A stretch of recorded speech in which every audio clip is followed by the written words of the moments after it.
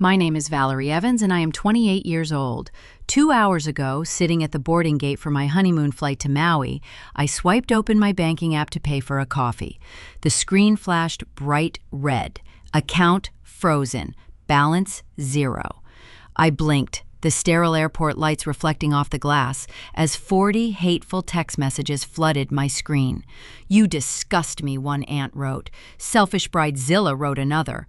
My parents had drained my emergency savings and turned my entire extended family against me on my wedding weekend. They did it to bail my felon sister out of jail. Before I tell you exactly how I dismantled their lives in return, hit the like button and subscribe to Grape Echo Stories. Let me know your age and what city you are listening from in the comments below. Now, let me take you back 14 days to the moment the nightmare began.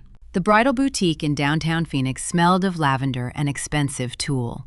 I stood on a circular pedestal, a seamstress pinning the heavy silk hem of my dress. Between managing daily operations for 3 healthcare clinics and planning this wedding, my nerves were frayed thin. The boutique door flew open, hitting the wall with a loud thud. My 26-year-old sister, Ashley, marched in. She wore oversized sunglasses and carried a frantic energy that sucked the air out of the room. "Val, drop everything," she demanded, pushing past a rack of veil samples. "I need you to cancel your honeymoon." I lowered my arms. The seamstress froze. "I am moving to Scottsdale this weekend," Ashley continued, her voice trembling with practiced urgency. "My creepy ex found my apartment. He drove past twice yesterday. I need your truck and I need you to pack my kitchen. Family comes first." I stared at her reflection in the tall mirrors. My trip to Hawaii was booked, paid for, and my only escape from a year of grueling 60-hour work weeks. "No, Ashley," I said, keeping my voice dead level. "I am getting married in 2 weeks. I am not canceling my trip to pack your dishes." Her face flushed a deep, mottled red. In her world, the word no simply did not exist. "You are choosing a beach over my physical safety?" she shrieked. Before I could answer, she grabbed a silver display stiletto from a nearby table and hurled it across the room. It shattered a small vanity mirror with a sharp crack, raining glass onto the plush carpet. "You are the most selfish person I have ever met," she screamed, spinning on her heel and storming out. I pinched the bridge of my nose and glanced at the velvet sofa where our father sat. He had not flinched at the breaking glass. His eyes were glued to his phone screen, which flashed a scam-likely caller ID. A bead of sweat rolled down his temple. He quickly hit decline and refused to meet my gaze. I paid for the broken mirror and went back to work, assuming it was just another one of Ashley's typical meltdowns. I was dead wrong. The next morning, the vibration of my phone rattling against my nightstand woke me before my alarm, bringing a wave of notifications that would burn my family to the ground. The sun had barely crested the Camelback Mountains when my phone began its relentless buzzing. I rolled over, the cool cotton sheets wrapping around my legs, and grabbed the device from my nightstand. The lock screen was a chaotic blur of notifications. Not emails from the clinic, not wedding vendor updates, dozens of Facebook tags and direct messages. My stomach tightened into a cold knot. I tapped the screen, squinting against the harsh backlight, and found myself staring at Ashley's face. She had posted a video at 2 in the morning. She sat on the floor of her apartment, knees pulled to her chest, wearing an oversized sweater that made her look small and fragile. Her hair was intentionally messy. The lighting was dim, casting long, dramatic shadows. I turned up the volume, my thumb hovering over the side button. "I did not want to do this," Ashley whispered into the camera, her voice cracking with practiced precision. "I always thought family protected each other. My stalker ex-boyfriend found my address. I am terrified. I have to pack up my entire life and move this weekend to stay safe. I asked my sister for help, just to use her truck and hold some boxes. But she told me her beach vacation was more important than my safety. She left me here, alone." A single tear rolled down her cheek, catching the camera light perfectly. I stopped the video. My lungs felt squeezed tight. She had not mentioned that the beach vacation was my non-refundable honeymoon. She had conveniently omitted the designer shoe she hurled at my head in the bridal boutique. She painted a masterpiece of victimhood, and our extended family swallowed the paint straight from the tube. My inbox was a minefield. Aunt Carol sent a long paragraph calling me a disgrace to the Evans name. Cousin Greg left a voice note asking how I could sleep at night knowing my own flesh and blood was in danger. They did not ask for my side. They did not call to check the facts. They simply formed a firing squad based on a 2-minute performance. Derek stirred beside me, sitting up and rubbing the sleep from his eyes. He is an accountant, a man who lives by ledgers and logic. He took one look at my pale face and the trembling device in my hand, and his relaxed posture vanished. He reached over, gently pulling the phone from my grip. His eyes scanned the screen. A sharp crease formed between his brows. His jaw set into a hard line. "This is character assassination," Derek said, his voice low and steady. "You need to call your parents. They need to shut this down right now." I nodded, swallowing the lump of dread forming in my throat. Of course my parents would fix it. They knew the truth. They knew about the honeymoon. I dialed their landline, pressing the speaker icon so Derek could hear. The phone rang 3 times before my mother answered. The background noise of their morning news broadcast filtered through the speaker. "Mom," I said, keeping my voice as calm as I could manage. "Have you seen what Ashley posted on Facebook? The entire family is sending me hate messages. You need to call Aunt Carol and explain that I am not abandoning her for a random beach trip. I am going on my honeymoon." A heavy sigh echoed through the line, the kind of sigh my mother reserved for stubborn children or inconvenient weather. "Well, Valerie," Susan said, her tone dripping with condescending patience, "Ashley is going through a very dark time right now. Her nerves are shot. We all need to give her some grace." "Give her grace?" I repeated, my grip tightening on the edge of the mattress. "She is telling everyone I abandoned her to die. She threw a shoe at a seamstress yesterday." John's voice chimed in from the extension in the kitchen. "Now, Valerie, do not exaggerate. Your sister is scared. You know how she gets when she is scared. Your mother and I were talking this morning. We think it would be best if you just pushed the Hawaii trip back a few weeks. The airlines are very flexible these days. Just pay the change fee and help your sister move. She needs family right now." The air evaporated from the room. My own father was asking me to cancel my honeymoon to appease a lie. I looked at Derek. His expression morphed from concern to quiet fury. "I cannot change the flights, Dad," I said, my voice dropping to a whisper. "It is non-refundable. It is our honeymoon."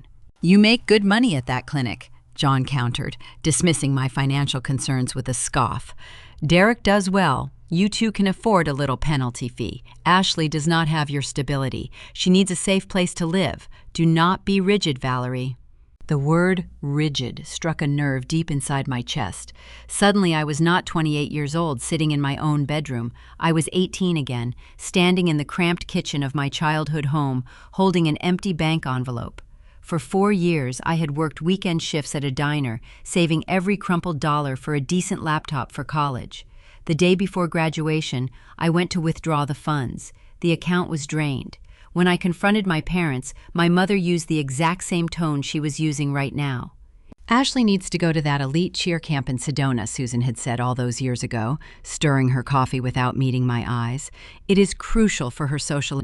"You are smart, Valerie. You can just use the computer lab at the university. Do not be rigid." The pattern snapped into sharp focus. My achievements, my milestones, my boundaries, they were always acceptable collateral damage to pave the way for Ashley. My parents did not view me as a daughter to be protected.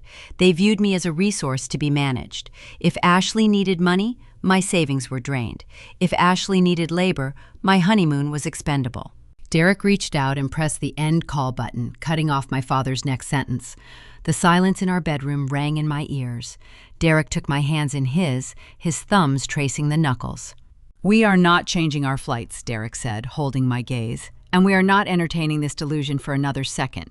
These people do not want to hear your side of the story. They want a villain so Ashley can be the victim. Do not give them the satisfaction of a reaction. Block them." I stared at him, the ingrained habit of people-pleasing warring with the undeniable truth of his words. He was right. Arguing with them was like trying to negotiate with a brick wall. I took my phone back. With swift, deliberate taps, I blocked Aunt Carol, Cousin Greg, and half a dozen other relatives who had flooded my inbox with vitriol. I blocked Ashley. Then, I opened a blank post on my own timeline.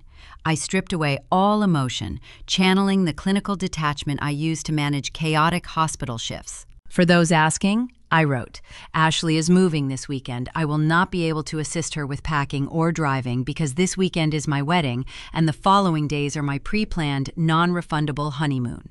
I wish her a safe and efficient move. I hit post. It was a sterile, factual boundary. It did not attack Ashley, but it exposed the glaring omission in her tearful narrative. It was the digital equivalent of turning on the harsh overhead lights at a magic show. I set the phone on the nightstand face down and let out a long, shaky breath. The panic in my chest began to subside, replaced by a cold, unfamiliar resolve. I had drawn a line in the sand. I assumed the public correction would force my parents to back down and handle Ashley themselves. I walked into the kitchen to start the coffee maker, feeling a fleeting sense of victory. The aroma of roasted beans filled the quiet apartment. I poured 2 mugs, handing one to Derek as he walked in, adjusting his tie for work. We exchanged a small smile, a silent pact that we would survive the next 2 weeks as a united front. Then, the screen of my phone lit up on the granite counter, a text message from my mother. It bypassed the drama entirely, cutting straight to the logistics of the wedding.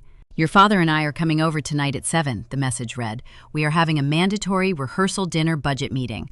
Make sure Derek is there. We have some adjustments to make. The coffee turned sour in my stomach. My parents never scheduled mandatory budget meetings unless they were preparing to pull the rug out from under me. The smear campaign was just the opening salvo. The real punishment for saying no was walking right through my front door. The desert sun dipped below the Phoenix skyline, casting a bruised purple and golden hue over the terracotta patio of the rehearsal dinner venue. String lights flickered to life above the long cedar banquet tables.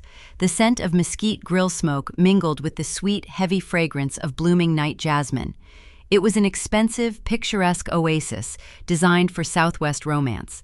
Instead, my stomach churned like I was stepping into a hostile corporate disciplinary hearing. I stood near the private outdoor bar, nursing a glass of sparkling water, watching the arched entryway. Derek stood beside me, his steady presence the only thing keeping my heart rate in check. We had just finished greeting his extended family, warm and welcoming people who asked about our honeymoon plans with genuine excitement. My parents arrived 40 minutes late, flanked by Ashley. My sister wore a skin-tight emerald cocktail dress that felt better suited for a vibrant Vegas nightclub than an intimate family dinner. She dropped her oversized designer leather tote onto an empty chair with a heavy thud, immediately placing a hand on her lower spine. "Ugh, my back," she whined, rolling her shoulders with a dramatic grimace. "I swear I pulled a muscle just carrying these heavy bags from the valet stand. The straps are too stiff." She stretched her neck side to side, rubbing her lumbar region for anyone willing to watch. That fleeting theatrical complaint about a twinge from carrying a purse would eventually become the linchpin of a felony insurance investigation, but tonight it was just background noise to the main event. John and Susan bypassed the cocktail hour appetizers and corralled Derek and me toward a secluded corner table near the decorative cactus garden, isolating us from the rest of the guests. My mother clutched her beaded purse against her chest like a protective shield, her lips pressed into a thin line. My father refused to meet my eye, staring intently at the flickering flame of the centerpiece candle. The air around our small table grew thick. "Valerie, Derek," my father began, clearing his throat and adjusting his collar, "we need to discuss the catering balance due tonight." He paused, shifting his weight uneasily from foot to foot. "We cannot cover the $5,000 portion we promised. The funds are no longer available." The words hung in the warm night air. I felt the blood drain from my cheeks, leaving my face numb. The final catering payment was due to the venue coordinator by 9 o'clock tonight, a strict contractual deadline. "What do you mean, unavailable?" I asked, my voice dangerously quiet. "You called me and confirmed the bank transfer 3 days ago." Susan leaned forward, her expression morphing into a chilling mask of faux sympathy. "Your sister is in a terrible bind, Valerie. The security deposit in the first month of rent for the new Scottsdale luxury complex cleaned us out entirely. We had to redirect the wedding budget to secure her a safe home immediately. You two are established professionals. You have solid careers. You can figure out the food for tomorrow." It was not just about the missing cash. It was a calculated precision strike. They were trying to manufacture a financial crisis so severe and sudden that I would have no choice but to cancel the Hawaii trip to recoup the catering costs. It was textbook financial sabotage, orchestrated to put me back in my place as the obedient, accommodating daughter who always sacrificed her own joy to fix Ashley's messes. My hands shook, not from sadness, but from a cold, searing betrayal. They were weaponizing my wedding to test my obedience. Before I could formulate a response, Derek stepped into the breach. He did not flinch, sigh, or argue. He reached inside the breast pocket of his tailored suit jacket and withdrew a sleek leather checkbook. His face remained a steady mask of polite indifference, the very picture of an accountant encountering a minor clerical error. "I appreciate the heads up, John," Derek said, his tones smooth and devoid of any panic or anger. He uncapped a silver pen and swiftly wrote out the balance on the top check. He tore the paper from the binding with a crisp, satisfying rip. "I will hand this to the venue coordinator right now. Consider the catering handled. We will not be needing any financial contributions moving forward." My parents stared at the rectangular piece of paper resting in Derek's hand as if it were a venomous snake. Their carefully constructed leverage dissolved into thin air. Susan opened her mouth, closed it, and looked helplessly at John. They had expected tears, begging, a frantic cancellation of our non-refundable plane tickets, or at least a screaming match. Instead, they received a masterclass in calm, unbothered detachment. They had brought gasoline to burn down my boundaries, and Derek had simply smothered the match. Seeing her parents' power move fail so spectacularly, Ashley abandoned her fragile victim act. She stepped directly into my personal space, the scent of her heavy floral perfume suffocating the delicate jasmine in the air. "You think you are so smart," she hissed, her eyes narrowing into dark, spiteful slits. "You think you can just buy your way out of helping your own blood? Enjoy your little party tonight, Val, because tomorrow I am going to make sure everyone in our family knows exactly what kind of sister you really are. Your perfect wedding is going to be a joke." I looked at the girl who had terrorized my peace for nearly 3 decades. The lingering guilt that used to govern my responses simply vanished, replaced by a spine of steel. "Listen to me very carefully," I said, my voice dropping to a low register I usually reserved for unruly clinic contractors. "I have already hired 2 off-duty police officers to handle venue security tomorrow. If you cause a scene, if you raise your voice during a toast, or if you attempt to pull a single stunt, they will escort you off the property. I will not hesitate to have my own sister forcibly removed in front of 150 guests. Try me." Ashley blinked, her jaw going slack with shock. She looked for our parents to intervene, but they were still staring at Derek's checkbook, unable to process their loss of control. She spun around and stomped toward the restroom, her heels clicking loudly against the terracotta tiles. I linked my arm through Derek's, and we walked back to the celebration. Yet, the victory felt hollow. Later that evening, during the dessert service, I glanced across the crowded patio. My father, my mother, and Ashley stood clustered together in the deep shadows near the valet stand. Their heads were bowed inward, whispering in hushed, urgent tones. Ashley pointed a manicured finger toward the decorative entrance table where the gift box would sit tomorrow, her face twisted in a calculated, knowing smirk. A chill crawled up my spine despite the residual desert heat. They had lost the battle over the catering, but they were already drawing up the blueprints for a new attack. I realized then that I was not preparing for a beautiful wedding ceremony. I was fortifying a battlefield. The crisp autumn wind sweeping across the Grand Canyon carried the scent of dry pine needles and ancient red dust. It was a staggering, majestic backdrop for a wedding, a place where the earth itself felt monumental and timeless. I stood inside the canvas bridal tent, smoothing the layered chiffon of my skirt, trying to focus on the beauty of the Arizona wilderness. Derek waited at the edge of the canyon rim, framed by the late afternoon sun. I was minutes away from walking down the aisle, desperate to leave the hostility of the rehearsal dinner in the past. My maid of honor, Sarah, peeked through the tent flap to check the guests' seating. Her shoulders stiffened. She pulled the canvas back just an inch, her breath hitching in her throat.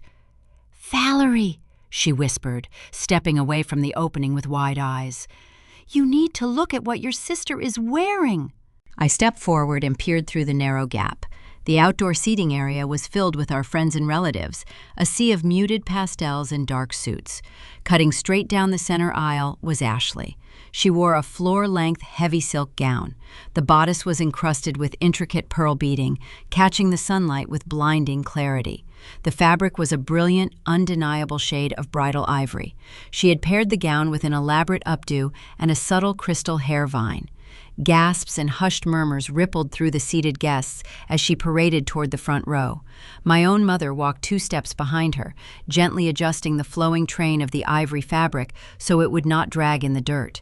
A sharp spike of adrenaline hit my chest, but the anger was quickly replaced by a cold, clinical focus.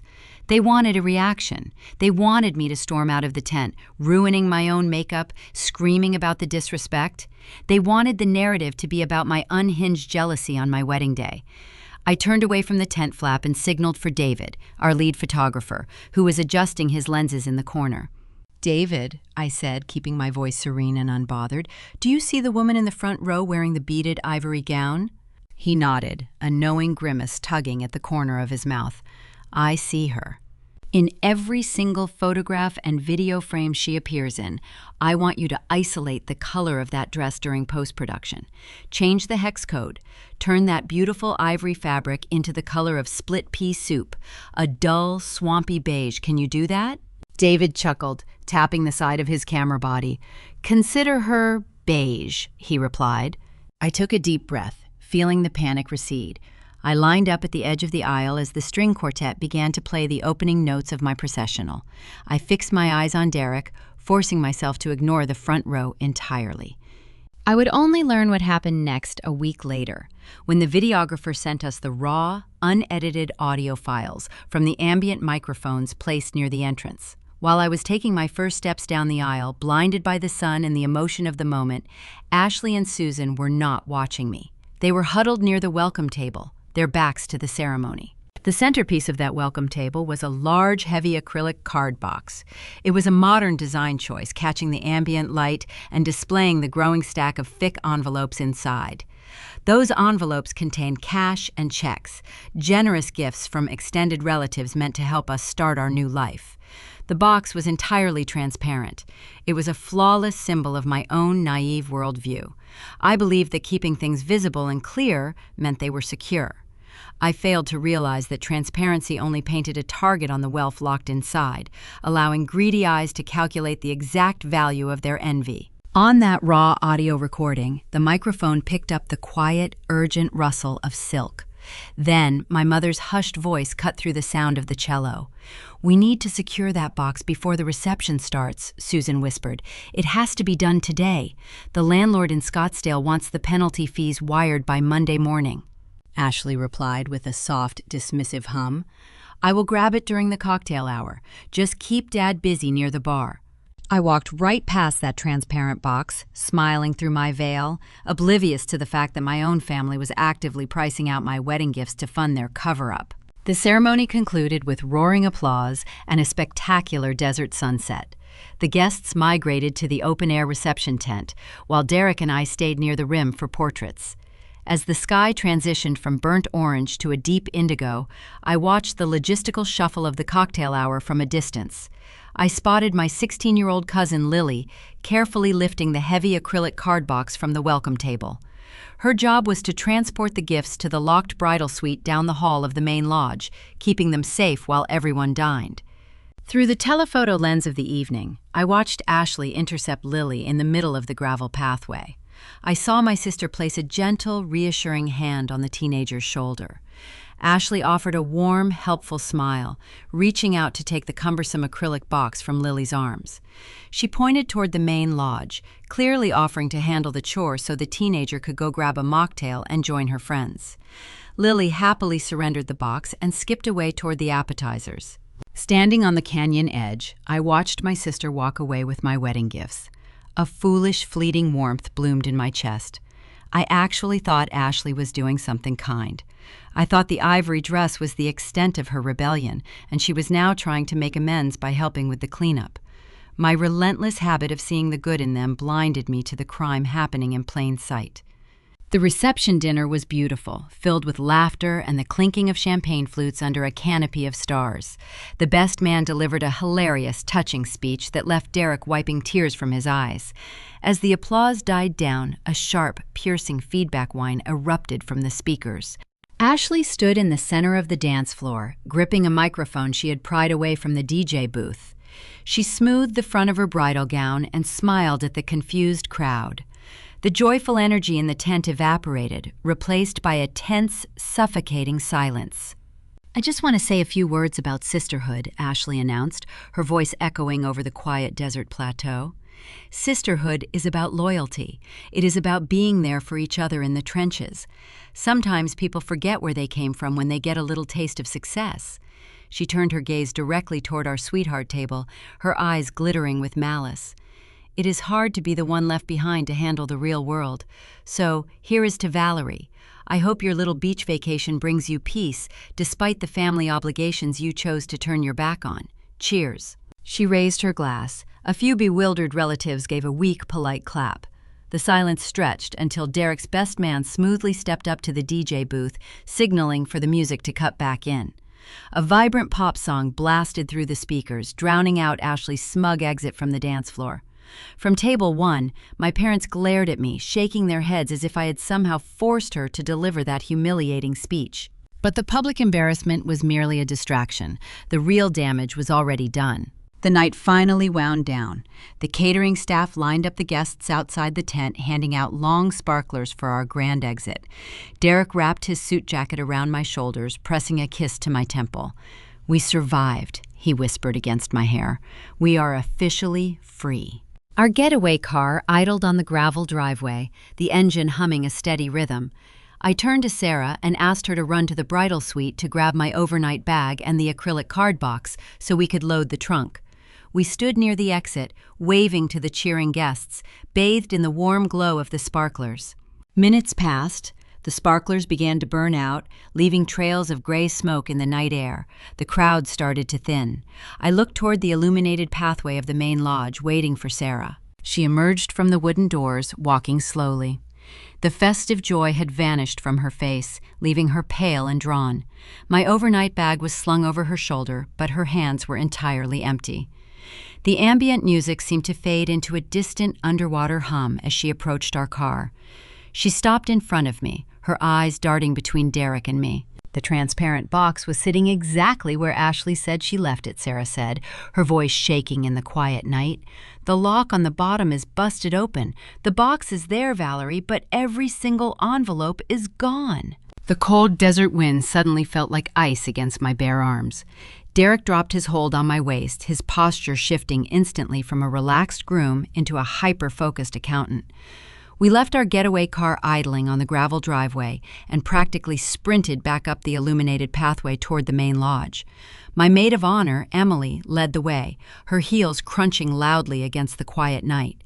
Inside the bridal suite, the heavy wooden door was pushed ajar.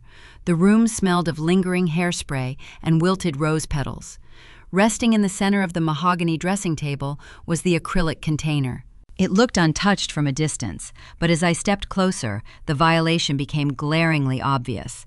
The small brass padlock securing the bottom latch had been pried apart.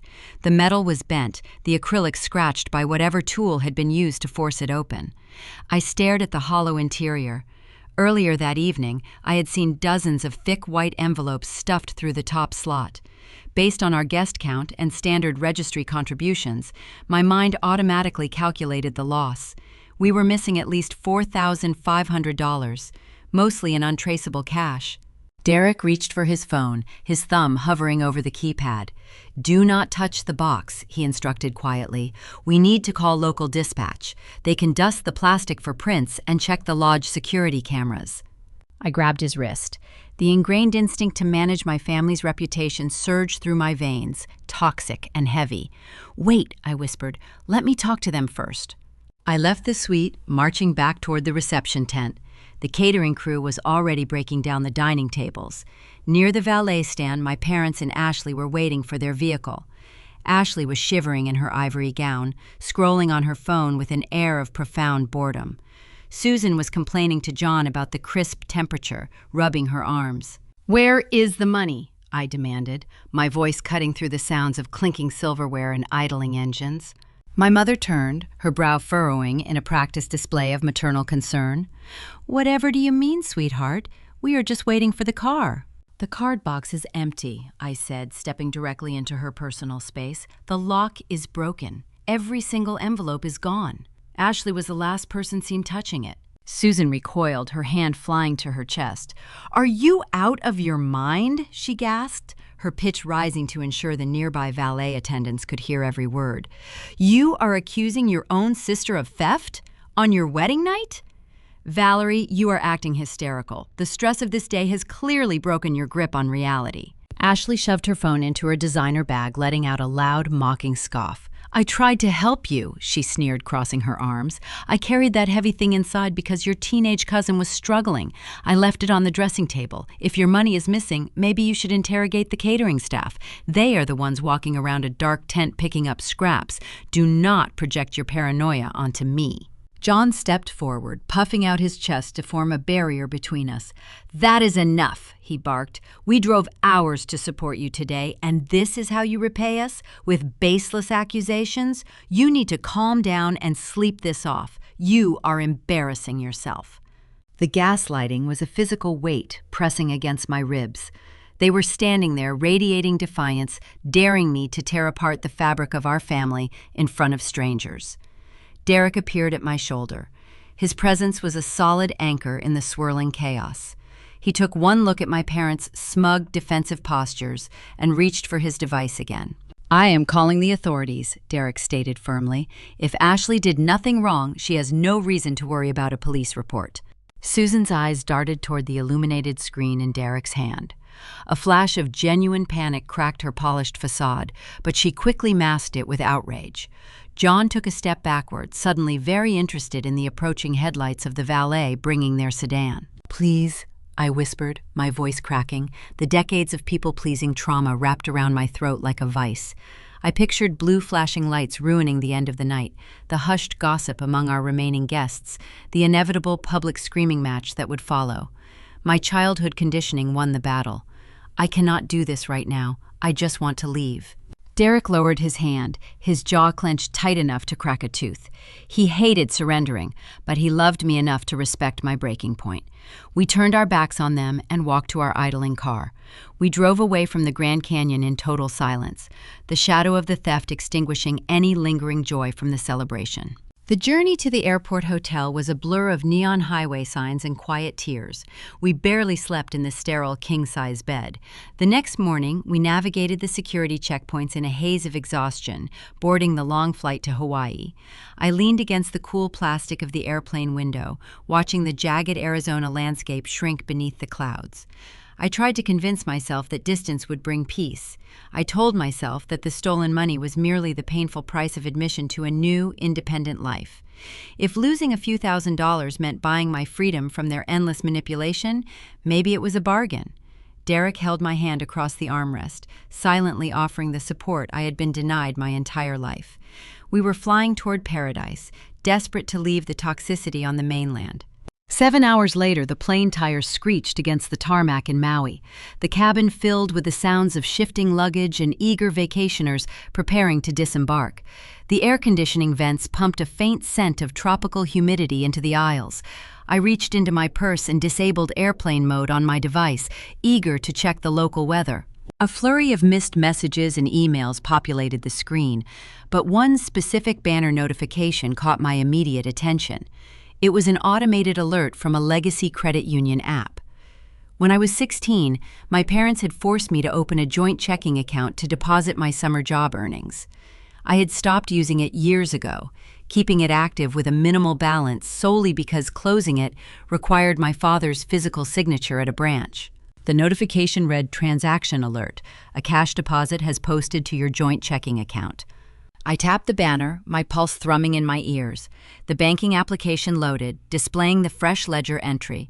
The deposit had been made at a local Phoenix branch exactly 2 hours ago. The amount was typed out in stark, undeniable black digits. $4,500. The precise estimated value of the stolen wedding envelopes. They had not just robbed me, They had used an account with my own name attached to it to launder the stolen cash.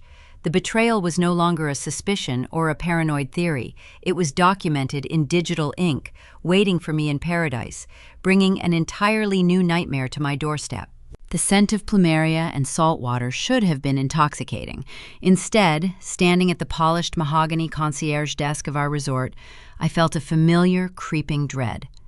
The lobby was open to the ocean breeze, featuring sweeping views of the Pacific, but my attention was fixed on the small payment terminal on the counter. We were finalizing the itinerary for a sunset catamaran cruise and a rainforest excursion. I slid my debit card across the smooth wood. The concierge, a young woman with a bright hibiscus pinned in her hair, inserted the chip. A sharp, discordant beep echoed from the machine. She frowned, trying it again. The screen flashed a bright red error message. "I am sorry, Mrs. Evans," she said, lowering her voice in a practiced display of customer service discretion. "The transaction is being declined. It says the account has been suspended." My pulse hammered against my ribs. I pulled out my phone and logged into my banking application. The interface loaded slowly over the resort wireless network. When the dashboard finally populated, my stomach plummeted into a bottomless gorge.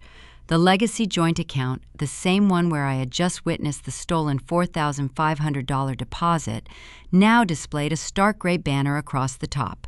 Account frozen. Contact branch administrator. I had parked my emergency wedding savings in that specific account months ago, thinking it was separate from my daily finances and safe from the chaos of vendor payments. Because my father was still listed as the primary custodian from when I was a teenager, he retained full administrative privileges. He had called the bank and ordered a total freeze, locking me out of my own funds. It was a calculated, punitive strike. They knew I was out of state. They wanted me stranded. My vision blurred at the edges. The sheer audacity of the maneuver paralyzed me. I stood in the middle of a tropical paradise, thousands of miles from home, unable to pay for a simple boat tour because my parents had weaponized a childhood banking technicality. I opened my personal checking application, fingers trembling as I tried to initiate an emergency wire transfer from my primary payroll account. The signal dropped, the loading wheel spinning endlessly. Derek stepped forward, radiating that familiar, unflappable calm. He gently pushed my shaking hand down and handed his own titanium travel card to the concierge. "Put the excursions and the incidentals on this," Derek said, offering the woman a warm, reassuring smile. "My wife's bank is just being overly cautious with out-of-state travel alerts. We will sort it out shortly." The machine chimed a pleasant approval. The concierge handed back his card along with our printed tickets. I walked away from the desk feeling humiliated, clutching the glossy brochures. Derek steered me toward a quiet seating area surrounded by towering palm trees. He sat beside me, wrapping an arm around my shoulders. He did not lecture me about closing the legacy account. He just held me while the warm Hawaiian breeze dried the sudden tears gathering in my eyes. "We are fine," Derek murmured, kissing the top of my head. "I budgeted for contingencies. They cannot ruin this trip unless we let them." I nodded, drawing a shaky breath, determined to salvage the afternoon. I was reaching to switch my phone into airplane mode when the screen lit up with an incoming call. The caller ID displayed my mother's name. A rational person would have hit decline.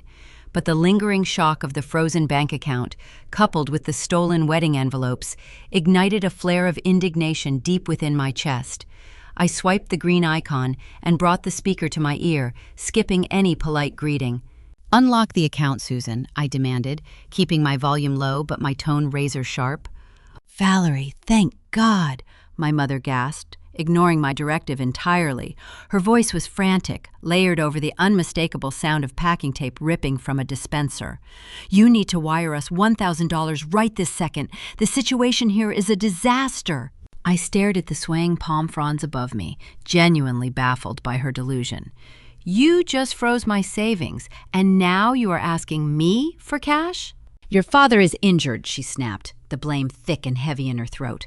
"We tried to move Ashley's heavy furniture into the Scottsdale unit by ourselves because you abandoned your family to go lounge on a beach. John tried to lift a solid oak dresser and his back gave out. He is lying on the floor in agony. We had to call an emergency moving crew to finish the job before the loading dock closes, and they require payment up front. You owe us this money, Valerie. This is your fault for not being here." I listened to her rewrite reality. She was holding me responsible for my father's physical exertion while demanding I subsidize a move I had explicitly declined to participate in. The sheer entitlement was suffocating. I pictured my father lying on the carpet of a luxury apartment they could not afford, playing the martyr while my sister likely stood by watching. "I am not sending you a single dime," I said, my voice dropping an octave, steady and unyielding. "In fact, you have plenty of liquid cash available. Why do you not use the $4,500 you deposited into the joint account this morning? You know, the exact amount missing from the acrylic box at my reception?" The line went dead silent. The sound of the packing tape ceased. For a long, agonizing moment, the only noise was the distant crash of ocean waves against the Maui shoreline. When Susan finally spoke, her frantic energy had vanished, replaced by a stuttering, high-pitched defensiveness. "I have no idea what you are talking about. That deposit was a maturing certificate of deposit. Your father's CD matured yesterday. It was a bank transfer. You are being ridiculous and paranoid." "A maturing CD from a local branch on a Sunday morning?" I asked, allowing a bitter laugh to escape my lips. "The banks are closed today, Mom. But the automated tellers take cash deposits perfectly fine, do they not? You stole from your own daughter's wedding, used my name to hide the money, and then froze my access so I could not pull the funds back. Do not ever call this number for money again." "Valerie Evans, you listen to me," she shrieked, dropping the fragile victim routine. "You are ruining this family with your selfish behavior." I pulled the device away from my ear, tapping the red button to end the call. I immediately went into my settings, navigating to her contact profile. I selected the mute alerts option, ensuring her incoming calls and texts would go straight to a silent archive. I did the same for my father and my sister. A wave of profound exhaustion washed over me, but beneath it, a tiny, resilient spark of liberation began to glow. I had spoken the truth. I had refused the demand. I had enforced the boundary. Derek squeezed my knee, having heard the entire exchange. "You did the right thing. Now, let us turn off the devices and go find that catamaran." I smiled at my husband, feeling lighter than I had in months. I stood up, smoothing the front of my sundress, ready to leave the digital drama behind and step onto the warm sand. I reached into my woven beach tote to silence the device for the remainder of the day. Just as my thumb grazed the volume down button, the screen illuminated with a priority banner. It was not a text from a relative. It was a marked, urgent email from the corporate domain of my Phoenix healthcare employer. The sender was the head of the IT and Public Relations Department. My heart skipped a beat. In the medical administration field, priority emails on a Sunday meant a catastrophic operational failure. I tapped the alert, my eyes scanning the bold text of the message preview. Subject: immediate attention required. Online reputation breach. I opened the full email, reading the urgent paragraphs detailing a sudden, coordinated cyber attack against the 3 clinics I managed. Within the last hour, dozens of fake one-star reviews had flooded Google, Yelp, and Healthgrades. The IT director had attached screenshots of the incoming posts. They did not just target the clinic facilities. Every single review explicitly named me. They accused me of verbal abuse, unethical billing practices, and creating a hostile environment for patients. My professional reputation, the career I had spent 7 grueling years building from the ground up, was being actively dismantled on public forums while I stood on a Hawaiian shoreline. The vacation paradise dissolved around me, replaced by the terrifying realization that my sister had just declared total war on my livelihood. The vibrant turquoise waters of the Pacific Ocean faded into a dull, meaningless blur as I stared at the high-priority email on my phone screen. Standing on the sun-baked concrete of the resort promenade, the tropical heat suddenly felt suffocating. I opened the attachments sent by the Corporate Information Technology Department. They were screenshots of recent public reviews posted to our clinic profiles. My hands began to tremble. The first review on Yelp featured a generic stock photo avatar. It read, "Valerie Evans, the operations manager, screamed at her reception staff in front of a waiting room full of sick children. She is hostile, abusive, and creates a toxic environment. Do not trust this facility with your care." I swiped to the next image, a Google review posted minutes later by a different unverified account. The manager, Valerie, is unethical. She refused to accommodate my disabled grandfather and laughed when we asked for a wheelchair. Someone needs to investigate her credentials immediately. There were 12 more. Each one specifically targeted me, utilizing inflammatory keywords designed to trigger automated platform warnings. In the corporate healthcare sector, online reputation is not just a marketing metric. It is a strict compliance issue. State medical boards monitor public complaints for signs of patient neglect or administrative abuse. If these fabricated reviews gain traction, they could prompt a full-scale audit of our Phoenix facilities. My employer could face thousands of dollars in legal fees, and my career, built through 7 years of relentless 60-hour weeks, could be terminated pending an external investigation. My sister had escalated her tantrum from a family smear campaign to a calculated strike against my livelihood, simply because I refused to subsidize her impulsive move. Derek noticed the blood drain from my face. He took the phone from my grip, his eyes scanning the attached images. The relaxed posture of a man on his honeymoon vanished, replaced by the rigid stance of someone preparing for battle.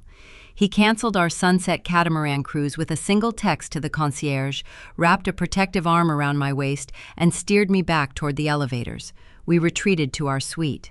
The room was pristine, smelling of fresh linens and tropical fruit, but the atmosphere felt like a war room. I drew the heavy blackout curtains, plunging the space into shadows, shutting out the Hawaiian paradise I was no longer allowed to enjoy. I opened my laptop on the small glass desk, connecting to the hotel wireless network. I had to face my corporate superior on the second day of my marriage. I initiated a secure video link with Alan, the regional director of operations. When his face appeared on my screen, he looked stern, sitting in his sterile glass office back in Arizona. The humiliation burned in my chest. I pride myself on maintaining a flawless boundary between my personal life and my professional responsibilities. Now, the toxic rot of my family dynamic had spilled across that boundary, forcing me to explain domestic sabotage to an executive. "Valerie," Alan began, folding his hands on his desk, "our monitoring software caught this spike in negative traffic an hour ago. The legal team is very concerned about the specific allegations of patient neglect. We need to know if there was an incident at the clinics before you left for your wedding." "There was no incident, Alan," I said, keeping my tone steady, pushing down the wave of shame, threatening to choke my words. "These reviews are fraudulent.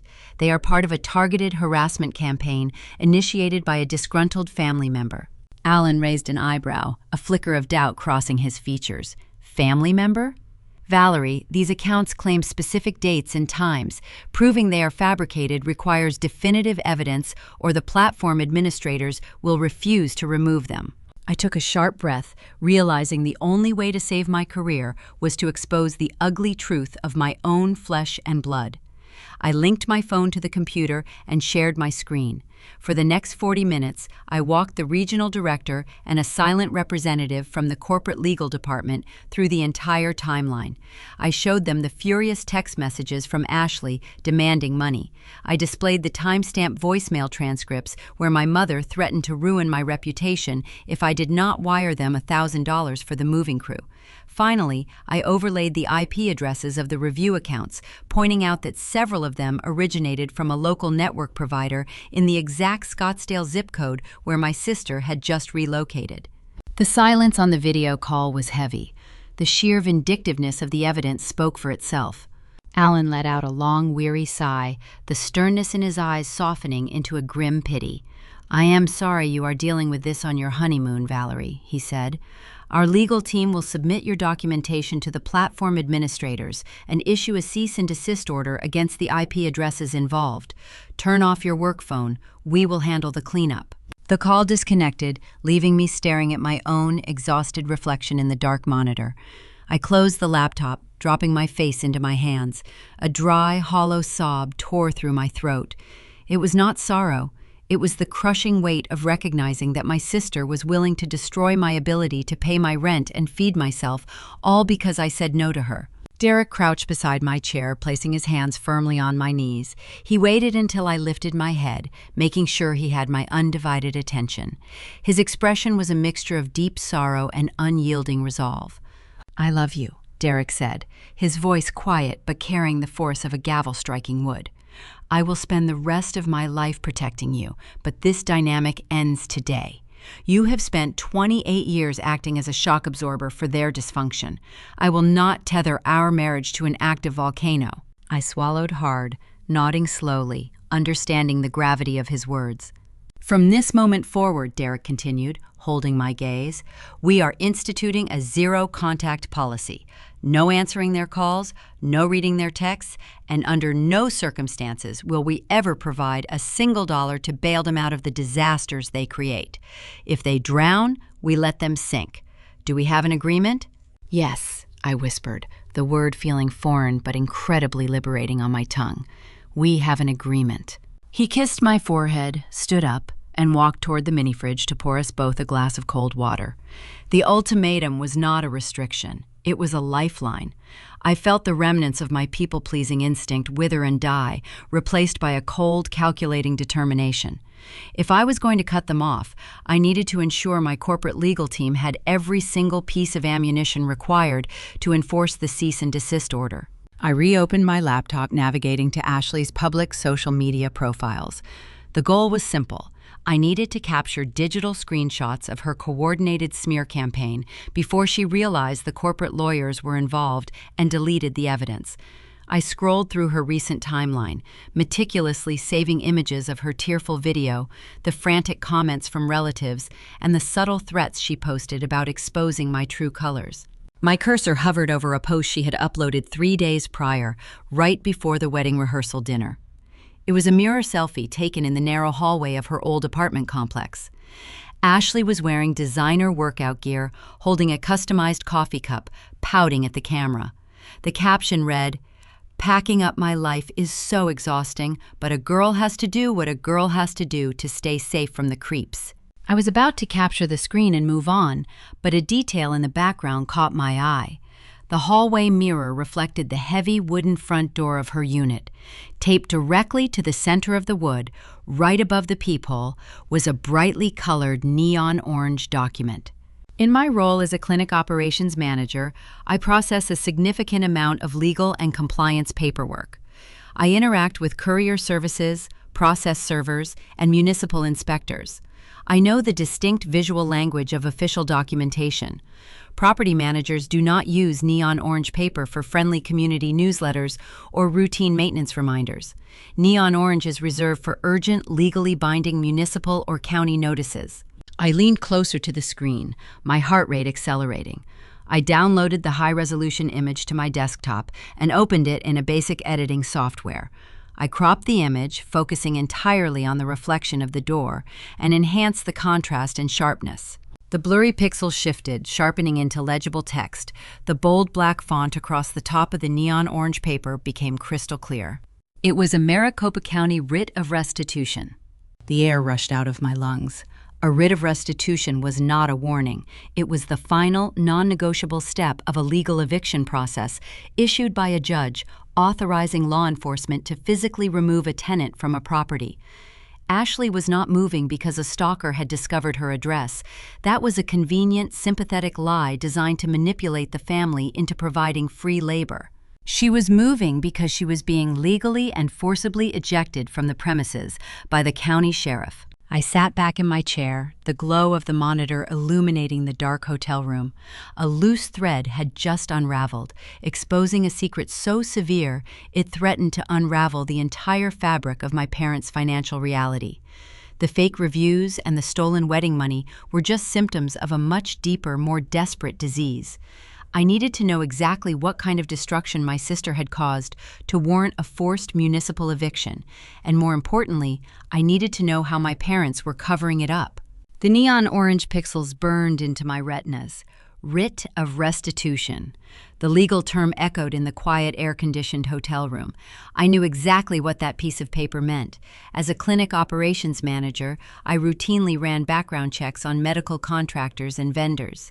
Navigating the Arizona Judicial Branch public access portal was ingrained muscle memory. I opened a new secure browser window, my fingers flying across the keyboard with practiced precision. I selected Maricopa County Civil Court from the drop-down menu. I typed my sister's full legal name into the defendant search bar and hit enter. The loading icon spun for 3 agonizing seconds. When the results page populated, it displayed a chronological roadmap of her deception. At the very top of the list, filed mere weeks ago, was a fresh civil complaint. I clicked the hyperlinked case number. The docket history loaded on my screen. The first entry was a formal notice of failure to pay rent, dated months prior. Beneath that was a series of failed service attempts. I read the digitized notes submitted by the court-appointed processor. The log stated the defendant refused to open the door despite multiple knocks. The final entry noted the processor had resorted to waiting in his vehicle, driving past the complex repeatedly to catch her leaving for the day. A bitter, humorless laugh caught in my throat, sounding like breaking glass in the silent room. The terrifying stalker ex-boyfriend she had claimed was hunting her? The man she said drove past her building twice in one afternoon, necessitating an urgent, secret relocation? It was a licensed county process server in a polo shirt holding a clipboard. He was simply trying to hand her a court summons. Ashley had taken a mundane legal consequence and spun it into a dramatic narrative of physical danger. She weaponized our family's protective instincts, demanding I cancel my honeymoon to provide free labor, all to flee a subpoena she could no longer dodge. Derek stepped up behind my chair. He rested his hands on my shoulders, his eyes scanning the bright monitor. "What are you looking at?" he asked, his voice steady but laced with a growing tension. "I am looking at the real reason my parents stole from our wedding," I replied, clicking on the primary complaint document. The plaintiff was a prominent corporate property management firm. The itemized ledger of debt stretched across 2 full pages. The columns of numbers told a story of profound financial delinquency. Ashley had not paid a single cent of rent for 6 consecutive months. The late fees alone were staggering. But the unpaid rent was only a fraction of the total demand. I scrolled further down the document to the property damage addendum. My eyes scanned the itemized repair estimates submitted by the landlord. The descriptions painted a picture of reckless destruction. Ruined hardwood flooring caused by unauthorized chemical spills. She had apparently attempted to run an unlicensed esthetician business out of her living room. There were invoices for severe chemical burns on the bathroom vanity and significant drywall damage requiring structural patching and repainting. I scrolled to the final page to view the total sum pending in the civil lawsuit. The bold number at the bottom of the ledger made my stomach plummet. $15,000. Ashley was not a helpless victim fleeing a dangerous predator. She was a delinquent tenant facing a ruinous legal judgment. The frantic, irrational behavior of my parents over the past 2 weeks suddenly snapped into perfect, terrifying focus. John and Susan were not just catering to a spoiled golden child. They were actively running interference for a walking liability. If the extended relatives discovered Ashley was being legally thrown out onto the street by the sheriff for destroying a rental unit, the carefully curated illusion of their perfect younger daughter would shatter. The shame would be unbearable for them. They had drained my catering budget and stolen the acrylic card box from my reception, not just to secure a moving truck, but to prevent a highly public scandal. They needed liquid cash to keep her out of the immediate crosshairs of a collection agency. Derek exhaled a sharp breath, his grip tightening on my shoulders. "This is beyond toxic, Valerie. This is financial ruin." I nodded, returning my attention to the docket menu. The most recent entry, filed just last Thursday, was a motion from a defense attorney attempting to demonstrate that Ashley was securing alternate housing in good faith. Attached to that motion was a file labeled Exhibit B. I hovered the cursor over the link. A heavy, instinctual dread settled in my chest. The new Scottsdale apartment she had demanded my help moving into was a premier luxury complex. I knew their corporate leasing requirements intimately because a colleague of mine had recently rented a unit there. They demanded spotless credit scores, pristine rental histories verified by previous landlords, and pay stubs demonstrating an income of at least 3 times the monthly rent. Ashley possessed none of those things. Her credit was a smoking crater, and her rental history was currently the subject of a pending lawsuit. How did she get the keys to a luxury flat with an active eviction on her record, I asked, the question hanging in the chilled air. Open the exhibit, Derek instructed, his tone shifting into the analytical cadence he used when reviewing tax discrepancies. I clicked the link. The new lease agreement loaded on the screen bearing the sleek logo of the Scottsdale Property Management Group. I scrolled past the standard community rules, the parking regulations, and the pet addendum, navigating straight to the final signature page. I needed to see the mechanics of this impossible transaction. My eyes landed on the tenant's signature line. Ashley's sweeping cursive was there, dated the week of my wedding, but directly beneath her signature was a secondary section, the guarantor addendum. Modern luxury apartments utilized automated background check software. An active eviction filing would trigger an automatic, unappealable rejection of the application. The only way to bypass that systemic denial was to provide a guarantor who assumed total, unmitigated financial responsibility for the lease.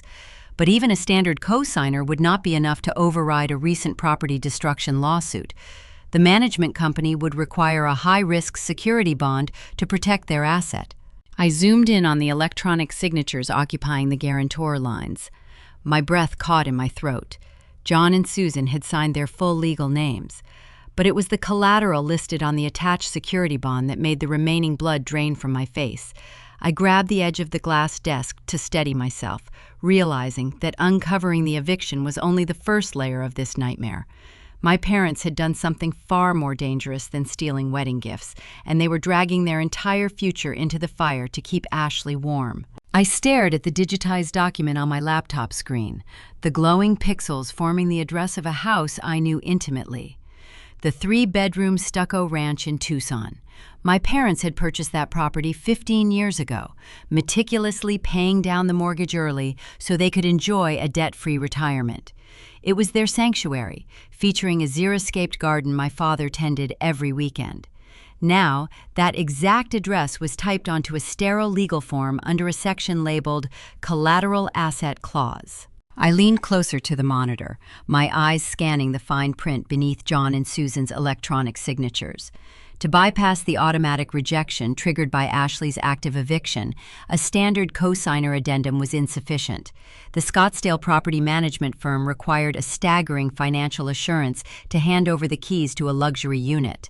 The lease stipulated 6 months of rent to be paid up front in certified funds.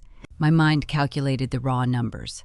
6 months at a premium Scottsdale rate equaled tens of thousands of dollars. My parents did not have that kind of liquid cash sitting in a checking account. They lived on fixed pensions and careful budgets. How did they fund this? Derek asked, reading the figures over my shoulder. I scrolled to the attached banking certification. It was a disbursement receipt from a secondary lender known for predatory interest rates. They took out a high-interest equity loan against the Tucson house, I answered, the words tasting like ash in my mouth. They literally leveraged their paid-off retirement home to secure a short-term lease for a tenant with a documented history of property destruction. The sheer financial lunacy of the maneuver left me breathless.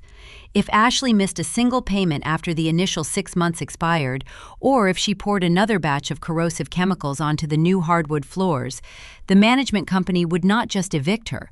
They would execute the bond against the collateral. The bank would place a lien on the Tucson property. My parents were standing on a trap door, and they had handed the lever to a girl who burned bridges for sport.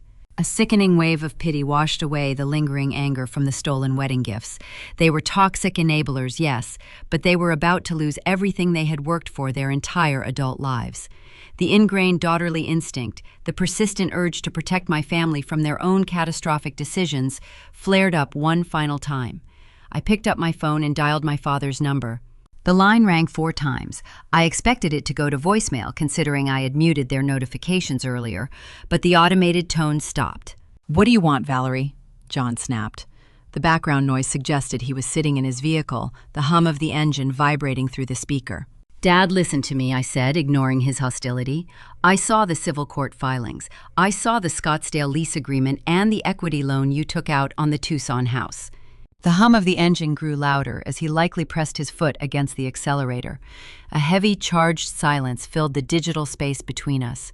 "Have you lost your mind?" he barked, his voice rising in volume. "Are you running background checks on your own family now? You have no right to snoop through our private financial arrangements." "It is public record, Dad," I countered, keeping my tone measured. "You signed a high-risk lease for someone with an active civil lawsuit for property damage. The interest rate on that equity loan will bleed you dry. If she defaults, the bank will foreclose on your retirement home. You need to read the fine print of that guarantor bond before you lose your house." "I do not need financial advice from a daughter who abandons her family for a beach trip," he sneered, the arrogance dripping from every syllable. "We have everything under control. Your sister made a few minor mistakes with her last landlord, and we are helping her transition. That is what real families do. We support each other. Stop projecting your jealousy onto Ashley. Do not ever call me to interrogate my choices again." The call disconnected with a sharp click. I pulled the phone away from my ear, staring at the darkened screen. The pity evaporated, replaced by a cold, clinical clarity. I had tried to throw them a life preserver, and they had chosen to tie it around their ankles. Derek sat on the edge of the hotel bed, his hands resting on his knees. He had heard every word. "You did what you could," he said gently. "You cannot save people who refuse to admit the ship is sinking." I nodded, turning my attention back to the laptop. The urge to fix their mess was gone. Now, I only wanted to understand the full scope of their deception. I began closing the various court tabs, ready to shut the computer down and salvage the remainder of the evening. "Wait," Derek said, pointing at the screen. "Go back to the lease execution date." I reopened the Scottsdale apartment file. The electronic signatures were time-stamped on the Tuesday before our wedding. The certified funds for the 6 months of upfront rent were dispersed and accepted on that same Tuesday. I frowned, a new puzzle forming in my mind. I pulled up the digital receipt for the cash deposit made into our joint checking account, the $4,500. That deposit occurred on Sunday afternoon, 5 days after the luxury lease was finalized and paid in full. My pulse quickened as I cross-referenced the two timelines. The narrative my mother had spun during her frantic phone call earlier today began to unravel. Susan claimed they were desperate for cash to pay an emergency moving crew because John threw out his back. But a local moving crew cost roughly $1,000, not $4,500. Furthermore, they had already secured the apartment and paid the astronomical security deposit days prior. If the luxury flat was already funded and the moving truck only required a fraction of the total, where did my wedding money go? "The cash was not used for the apartment," I muttered, tracing the dates with my index finger. "The timeline does not match." Derek leaned closer, his analytical mind engaging with the data. Cash deposits are immediate and untraceable once they hit an account. They needed liquid funds on a Sunday. Banks are closed, traditional lenders are closed. Who demands thousands of dollars in hard currency on a weekend? A chill swept through the room, lowering the ambient temperature.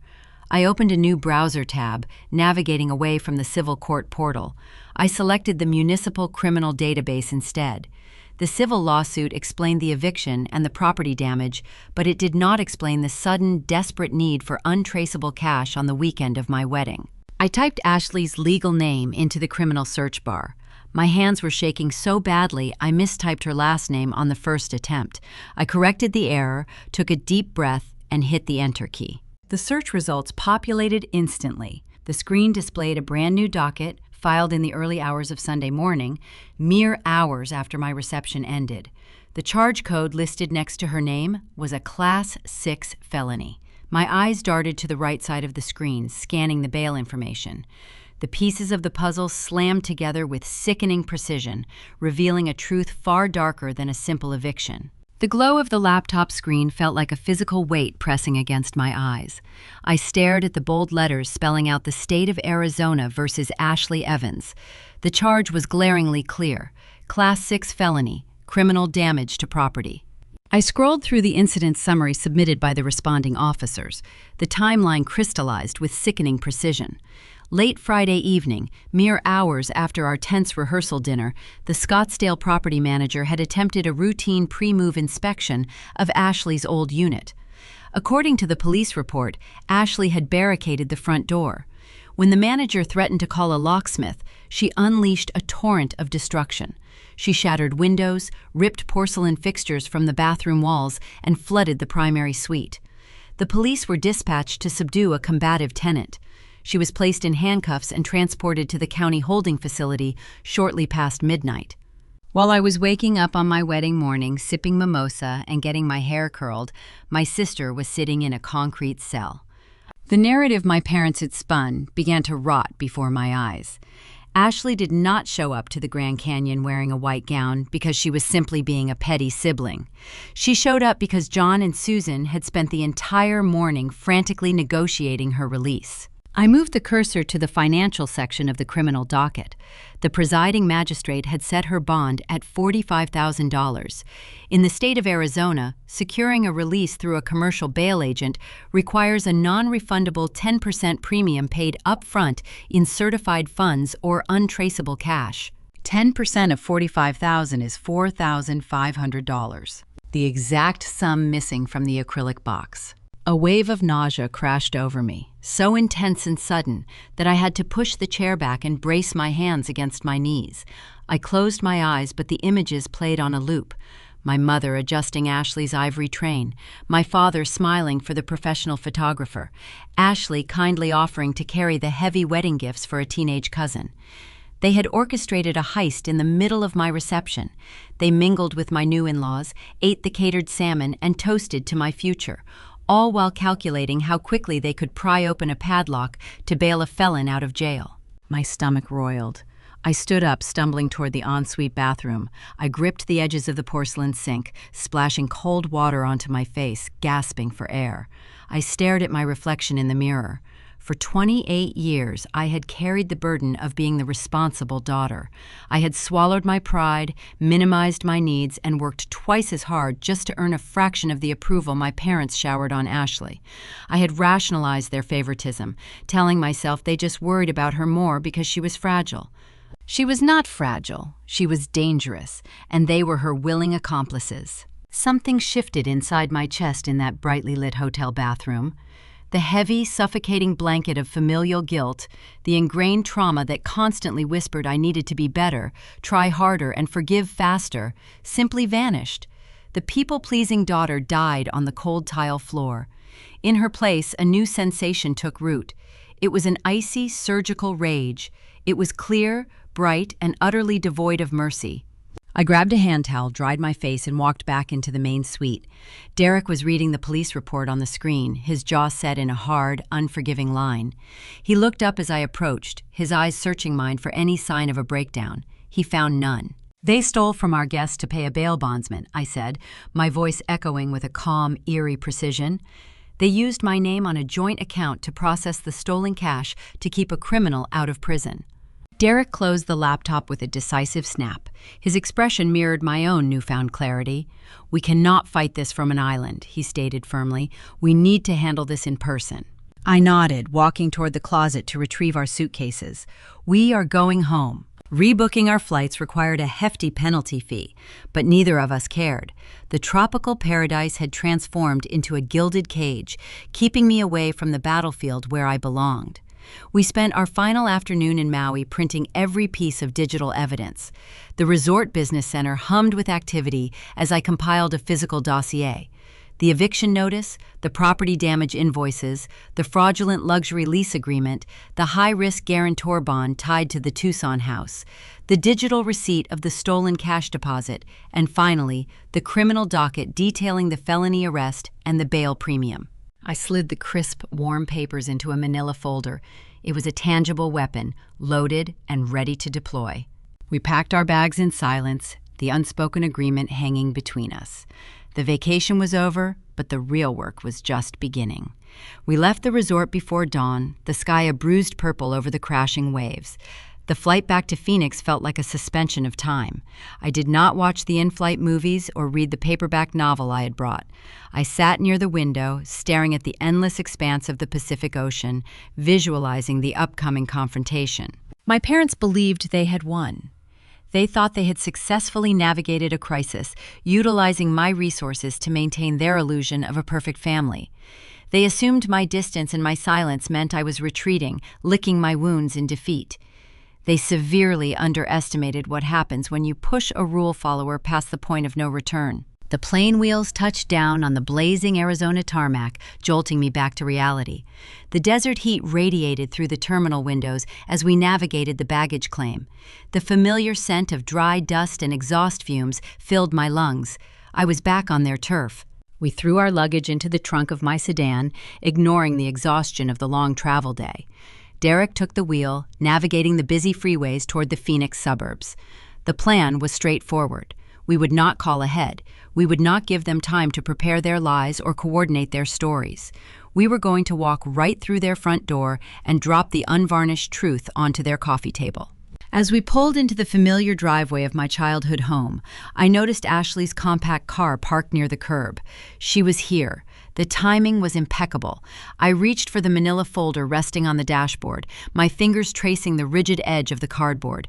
The icy rage in my chest condensed into a sharp, focused point. I unbuckled my seatbelt and opened the door, stepping out into the oppressive afternoon sun. Derek flanked me, a silent, imposing presence. We walked up the concrete path, every step purposeful. The front door was slightly ajar, the faint sound of a television broadcasting a daytime talk show drifting through the screen. I pushed the door open without knocking, stepping into the living room. The scent of vanilla air freshener and stale coffee permeated the air. Susan was sitting on the floral sofa, folding a pile of laundry.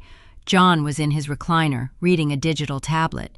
They both froze, their eyes widening in profound shock as their honeymooning daughter materialized in their sanctuary. Before either of them could utter a single word of greeting or protest, the sound of a closing door echoed from the hallway. Ashley emerged from the guest bedroom. She did not look like a woman fresh out of a holding cell. She held a thick stack of medical paperwork in one hand, but it was the bulky, rigid contraption strapped around her neck that stole my immediate attention. She was wearing a thick, foam medical cervical collar, parading into the room with a practiced, tragic wince, setting the stage for a spectacular miscalculation. The tableau in the living room held for a fraction of a second, a frozen snapshot of suburban domesticity colliding with a localized hurricane. My father sat paralyzed in his recliner, the digital tablet slipping from his grip to land softly on the carpet. My mother stood near the floral sofa, a neatly folded towel suspended midair in her trembling hands. The scent of vanilla air freshener and stale coffee hung thick in the air, suddenly suffocating. I bypassed all pleasantries. I did not offer a polite greeting. I did not ask how their drive back from the Grand Canyon had been. I marched straight toward the polished mahogany coffee table sitting in the center of the room. Derek walked right beside me, a silent, imposing wall of solidarity. I unclasped the manila folder. I withdrew the documents one by one, letting each piece of paper fall onto the glass surface with a sharp, definitive slap. The first document was the digital receipt of the cash deposit from our joint checking account. The second was the neon orange writ of restitution. The third was the criminal court docket detailing the Class 6 felony for property destruction. Finally, I dropped the commercial bail bond premium receipt, totaling exactly $4,500. "What is the meaning of this intrusion?" John blustered, attempting to recover his authoritative tone. He adjusted his wire-rimmed glasses, puffing out his chest, but his eyes darted nervously toward the papers scattered on the table. "You cannot just barge into our home and throw trash on our furniture." "It is not trash, Dad," I replied, my voice devoid of any warmth or hesitation. "It is a documented timeline of a felony." Susan lowered her hands, the folded towel dropping to the floor. She stared at the bold black text on the criminal docket. The color drained from her cheeks, leaving her skin a pale, sickly gray. You robbed my wedding, I stated, enunciating each word with surgical precision. You hired my teenage cousin to carry the acrylic gift box across the venue property. You intercepted her in the dark. You took the box into the bridal suite, pried the brass padlock open, and emptied the envelopes. Then, you funneled the stolen cash through my childhood bank account to pay a commercial bail agent. You committed grand theft to keep your youngest daughter out of a concrete holding cell. John opened his mouth to formulate a denial, but the evidence was insurmountable. The timestamps aligned perfectly, the financial figures matched down to the exact dollar. The silence in the room grew heavy, punctuated only by the rhythmic ticking of the grandfather clock in the hallway. Then Susan broke. She did not break into an apology. She did not express a single ounce of remorse for violating my trust on the most important day of my life. Instead, she broke into a fierce, cornered defensiveness. Her eyes filled with tears, but they were tears of indignant frustration. "You have everything," Susan cried, her voice pitching up an octave as she clutched the edge of the sofa. "Look at you. You have a successful husband standing right next to you. You manage entire medical clinics. You have a beautiful home and a pristine reputation. You were supposed to be lounging on a tropical beach in Hawaii without a care in the world."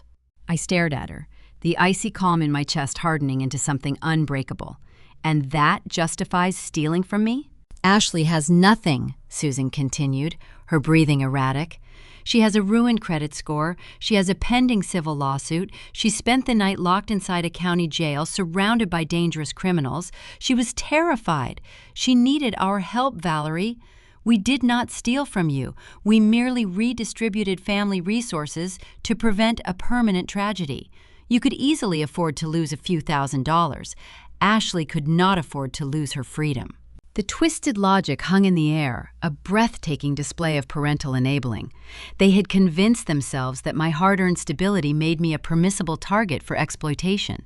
They viewed my success as a communal asset, available for extraction whenever the golden child ignited another fire. "Redistributed family resources," Derek repeated. His tone was quiet, yet it carried a lethal edge that made John flinch. "That is a fascinating euphemism for grand theft. You sat at our reception, ate the catered dinner we paid for, smiled in our photographs, and calculated how quickly you could pry open a lockbox." John stood up, pointing a trembling finger at Derek. "This is a private family matter. You have no right to speak to my wife that way in our own home." "He has every right," I interjected, stepping forward to block my father's line of sight. "He is my family. You are just the people who happen to share my DNA." Susan covered her face with her hands, letting out a dramatic, heaving sob. "We were desperate, Valerie. You have to understand the pressure we were under. If her previous landlord pressed charges, her entire life would be over. We did what we had to do to protect her." "You protected a criminal by committing a crime," I countered smoothly, "and now the bill has come due." I reached into my purse and pulled out a blank notepad, setting it next to the scattered evidence. "You have exactly 30 days. I want $4,500 returned to me in the form of a certified cashier's check." John scoffed, a desperate hollow sound. "We do not have that kind of liquid cash laying around. We spent our savings securing her new luxury apartment in Scottsdale. We are stretched to the limit." "That sounds like a personal budgeting issue," I said, maintaining direct eye contact. 30 days. If the balance is short by a single cent, or if the check arrives 1 day late, I will walk straight into the Phoenix Police Precinct. I have the bank routing data, the time-stamped deposit alert, and the bail bondsman's official receipt. The wedding venue has security cameras pointed directly at the hallway leading to the bridal suite. It is an open and shut case. I will press charges against both of you for grand theft." Susan gasped, lowering her hands from her face. "You would send your own parents to prison over a minor financial dispute?" "It is not a dispute, Mom. It is a deadline." Before Susan could launch into another theatrical display of tears, the front door hinges squeaked loudly. A blast of hot desert air swept into the stifling living room. Ashley shuffled through the entryway. She must have gone out to her compact car parked at the curb to retrieve her belongings while Derek and I were confronting our parents. Ashley did not look like a woman who had recently been handcuffed by county sheriffs. She looked like a community theater actor preparing for a tragic monologue. Secured tightly around her neck was a thick, rigid foam medical cervical collar. She walked with a slow, exaggerated limp, clutching her lower back with one hand, while holding a thick stack of medical paperwork in the other. She stopped in the foyer, her eyes darting between me, Derek, and the scattered documents on the coffee table. A brief flicker of confusion crossed her features, but the narcissistic urge to remain the center of attention overrode her caution. "I cannot believe you are here harassing Mom and Dad after everything you put me through," Ashley whined, shuffling further into the room. She adjusted the Velcro strap on her neck brace with a pained grimace. "I am in agonizing pain because of you." I crossed my arms, observing the performance with clinical detachment. "Because of me?" "Yes," she snapped, waving the stack of paperwork in the air. "Because you selfishly refused to help me relocate, I had to move that solid oak dresser by myself on Saturday afternoon. I severely injured my spine lifting those heavy boxes. The doctor says I have acute lumbar strain and whiplash from a fall." She tossed the paperwork onto the edge of the sofa, adopting a smug, triumphant smirk. "But do not worry, I filled out a workers' compensation form. Since the injury is so severe, I get 6 months of paid medical leave from my tech company. At least my employer actually cares about my well-being." I stared at the medical forms resting on the floral upholstery. A cold, electric thrill shot down my spine. My sister had just walked into the room, unprompted, and proudly confessed to the exact details of a fraudulent timeline. She had just handed me the final, devastating weapon needed to end this war permanently. Ashley stood in the center of the living room, soaking in the manufactured sympathy of our parents. The rigid foam collar strapped around her throat forced her chin upward, giving her a physical posture of looking down her nose at the rest of the world. She reached up, gingerly touching the edge of the medical device with perfectly manicured fingernails. A soft, theatrical sigh escaped her lips. "My tech startup is being so incredibly accommodating," Ashley boasted, her voice adopting a sweet, fragile tone. "Human Resources reviewed my initial urgent care report. They told me spine injuries are nothing to play around with. They are processing my claim right now. I get 6 full months of paid medical leave, plus compensation for my physical therapy sessions. It is so refreshing to work for a company that values my health over corporate profits." She took a slow, shuffling step forward and dropped the stack of medical paperwork onto the armrest of the floral sofa, right next to where I was standing. Susan rushed to her youngest daughter, her hands hovering nervously around the neck brace. "Oh, my poor girl," my mother cooed, brushing a stray lock of hair from Ashley's forehead. "You push yourself too hard. You should be resting. John, go get her a glass of ice water and some of those anti-inflammatory pills from the kitchen cabinet." My father practically sprinted out of the room, eager to perform a task that allowed him to escape my unblinking gaze. I remained frozen in place, my eyes locked on the paperwork resting on the upholstery mere inches from my hand. I am a clinic operations manager. I spend my days reviewing compliance audits, navigating health insurance protocols, and managing the strict regulatory frameworks governing medical facilities in Arizona. I know the anatomy of a workers' compensation claim better than anyone else in that room. I glanced at the top page. It was the standard state-mandated physician's initial report of injury. My vision tunneled, focusing sharply on the handwritten narrative section completed by the attending triage nurse. The description read, "Patient reports acute lower lumbar strain and cervical whiplash sustained while lifting heavy archive boxes during a remote office reorganization task. Incident occurred during scheduled working hours." A cold, electric current surged through my veins, the puzzle pieces aligned with lethal precision. Ashley worked as a Tier 2 customer support representative for a software developer based in Chandler. Her employment required her to be logged into a secure, virtual private network to manage live troubleshooting chats. Her strict, non-negotiable schedule ran from Tuesday morning through Saturday evening. The physical move to the luxury Scottsdale apartment took place on Saturday afternoon. She had not been reorganizing remote office archives. She had been hauling personal furniture, specifically a solid oak dresser, into a new residential unit while she was supposed to be clocked into her customer support shift. She was claiming a severe bodily injury sustained during a personal endeavor as a workplace accident to secure half a year of unearned salary and medical payouts.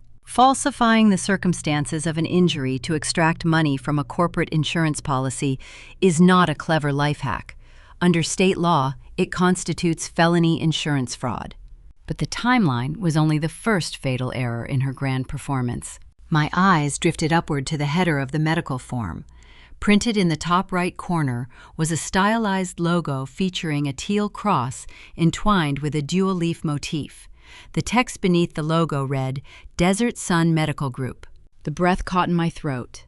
Desert Sun Medical Group was not a random urgent care clinic. It was a primary partner facility operating directly under the umbrella of my own regional healthcare network. Because of my operational clearance, I knew the specific software protocols they utilized. I knew the names of the compliance officers who reviewed their charts. I knew the exact trigger criteria required to initiate an internal fraud audit. Ashley had not just handed me proof of a crime. She had walked into a facility connected to my direct professional jurisdiction and filed forged legal documents. She had handed me the nuclear launch codes to her entire life. The urge to scream, to demand accountability, to expose her lie right then and there evaporated. The burning anger that had propelled me back from Hawaii transformed into a profound, chilling patience.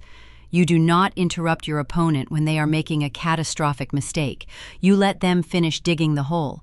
John returned from the kitchen holding a tall glass of ice water and a small plastic cup containing 2 ibuprofen tablets.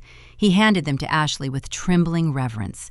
She took the pills, tilting her head back awkwardly due to the foam collar, and swallowed them with a long sip of water. "You should leave, Valerie," John said, turning his attention back to me. His voice was low, carrying a renewed sense of arrogant authority, now that his golden child was safely under his roof. "You have upset your mother enough for one day. We are focused on Ashley's recovery now. Your threats are baseless. We have actual problems to deal with." I turned my head slightly, catching Derek's eye. He was watching me closely, sensing the sudden shift in my demeanor. The rigid tension in my shoulders had dissolved. My hands were perfectly still. I gave him a subtle, imperceptible nod. He understood immediately. Derek stepped forward, placing his broad frame between my parents and the floral sofa. He began speaking to John, drawing his focus, utilizing his calm, methodical accounting voice to reiterate the timeline of the stolen wedding funds.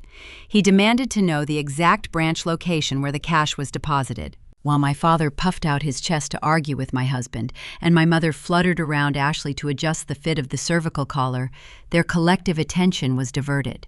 I slid my phone from the pocket of my linen trousers. I kept my movements fluid and unhurried.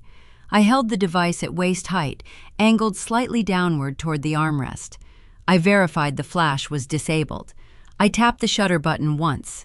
The high-resolution camera silently captured the entire front page of the medical evaluation. The image perfectly preserved the partner clinic logo, the forged incident narrative, the forged timestamp, and Ashley's sweeping signature at the bottom of the page affirming the statement was true under penalty of perjury. I slipped the phone back into my pocket, the cool metal of the device resting against my leg like a concealed blade. "I am leaving," I announced, cutting through John's blustering argument with Derek. The room fell quiet. Ashley smirked, adjusting her grip on the glass of water. "I knew you would back down," she sneered. "You always make a huge scene and then run away when things get real. Enjoy the rest of your pathetic little staycation." I looked at my sister, taking in the smug satisfaction radiating from her face.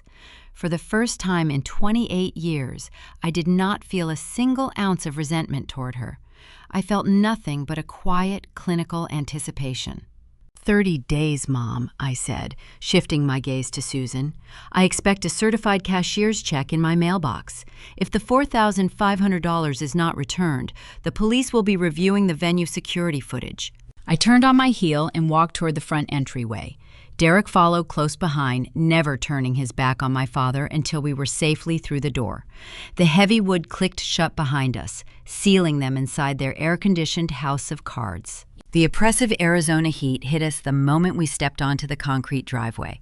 The sun was beginning its descent, painting the sky in vibrant shades of bruised orange and deep violet. We reached the car in silence.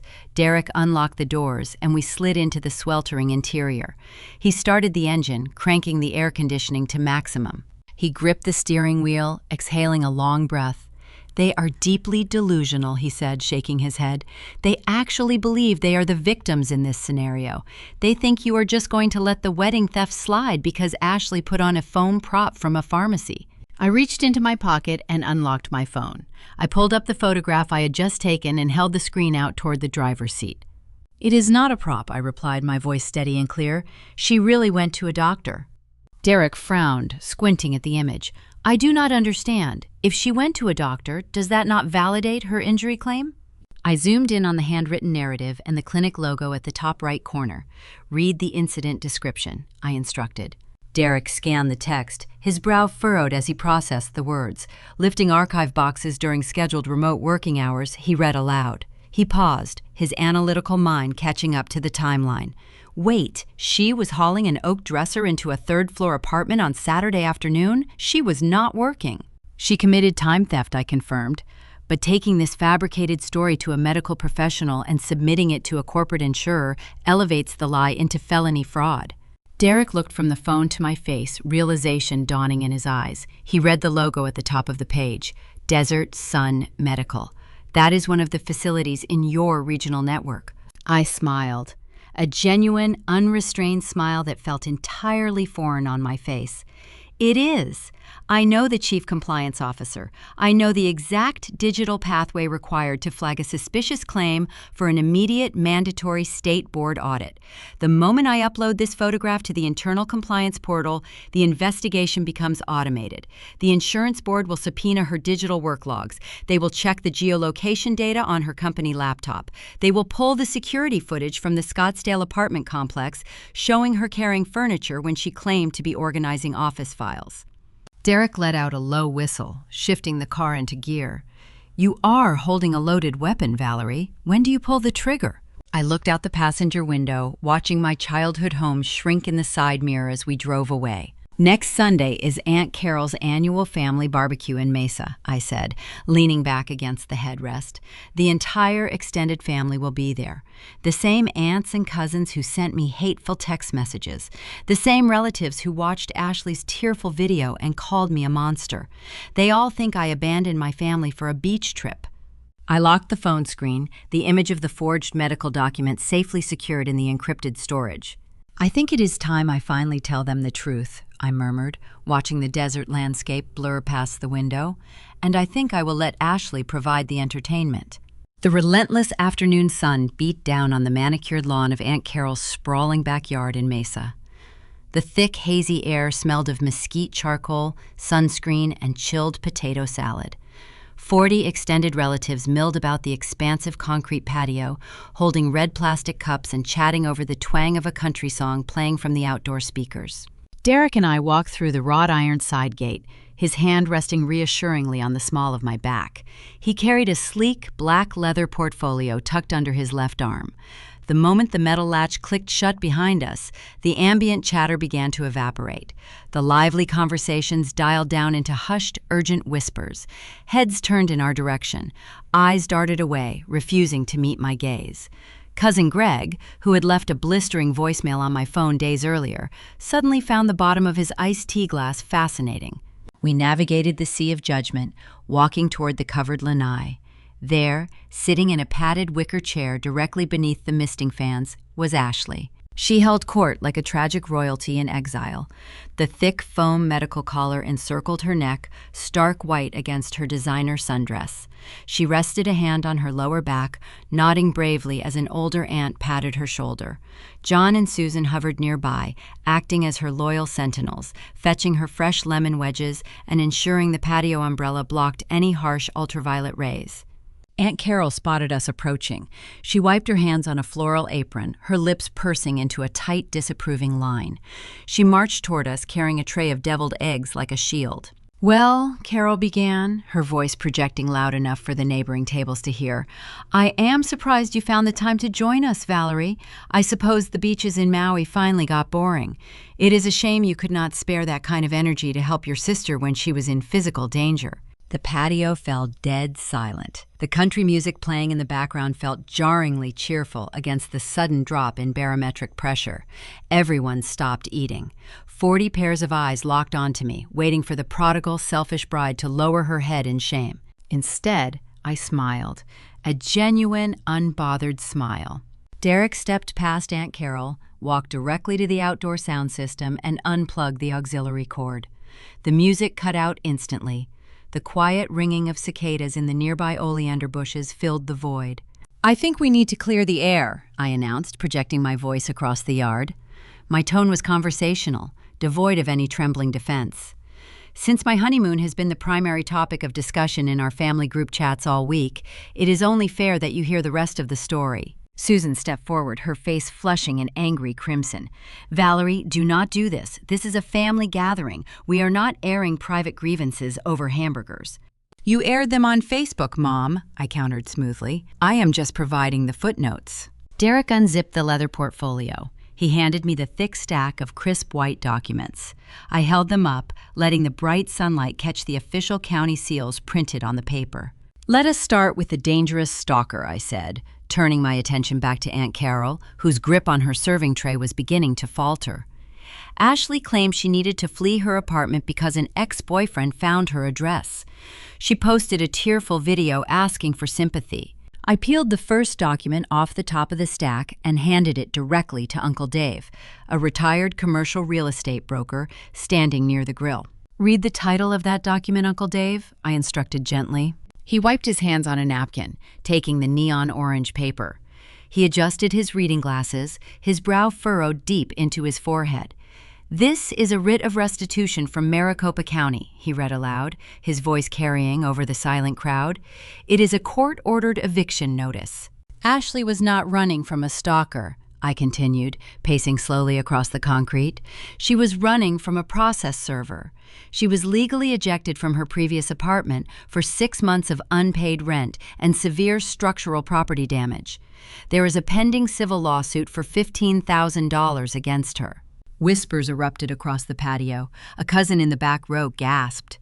Aunt Carol looked from me to Ashley, her eyes wide with mounting confusion. Ashley shifted uncomfortably in her wicker chair, her hand dropping away from her supposedly injured back. "Lies!" Ashley shrieked, her voice shrill and panicked. "She printed those off the internet.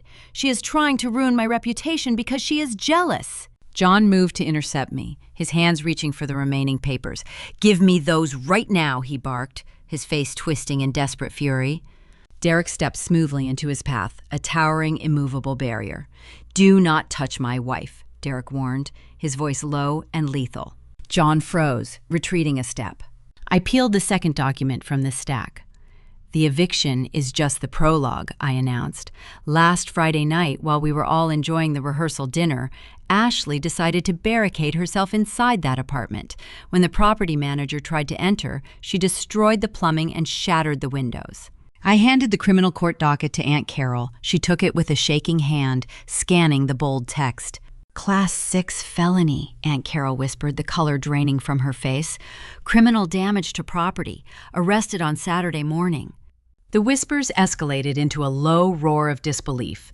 The relatives who had spent the week coddling Ashley were now staring at her as if she had brought a live grenade to a picnic. "She spent the night in a county holding cell," I said, my voice ringing clear over the rising murmur. "A judge set her bail at $45,000. To get her out, my parents needed to pay a commercial bondsman a non-refundable 10% premium. They needed $4,500 in untraceable cash on a Sunday morning." Susan let out a strangled, sobbing gasp, collapsing onto a nearby patio chair. She buried her face in her hands, realizing the illusion was shattered beyond repair. "Where did they get that kind of cash on a Sunday?" Uncle Dave asked, looking up from the eviction notice. I turned to face the entire crowd, making eye contact with the very people who had attended my reception. They stole it from my wedding. The silence that followed was total, profound, and suffocating. Not a single person moved. My parents used a teenage cousin to transport the acrylic gift box into the bridal suite, I explained, the surgical calm in my voice contrasting the horrific nature of the words. They pried the brass lock open during the dinner service. They emptied every single envelope you generously provided for our future. Then, they deposited the cash into a legacy joint account bearing my name to pay the bail bondsman. I dropped the digital banking receipt and the bail premium invoice onto the table next to Aunt Carol's deviled eggs.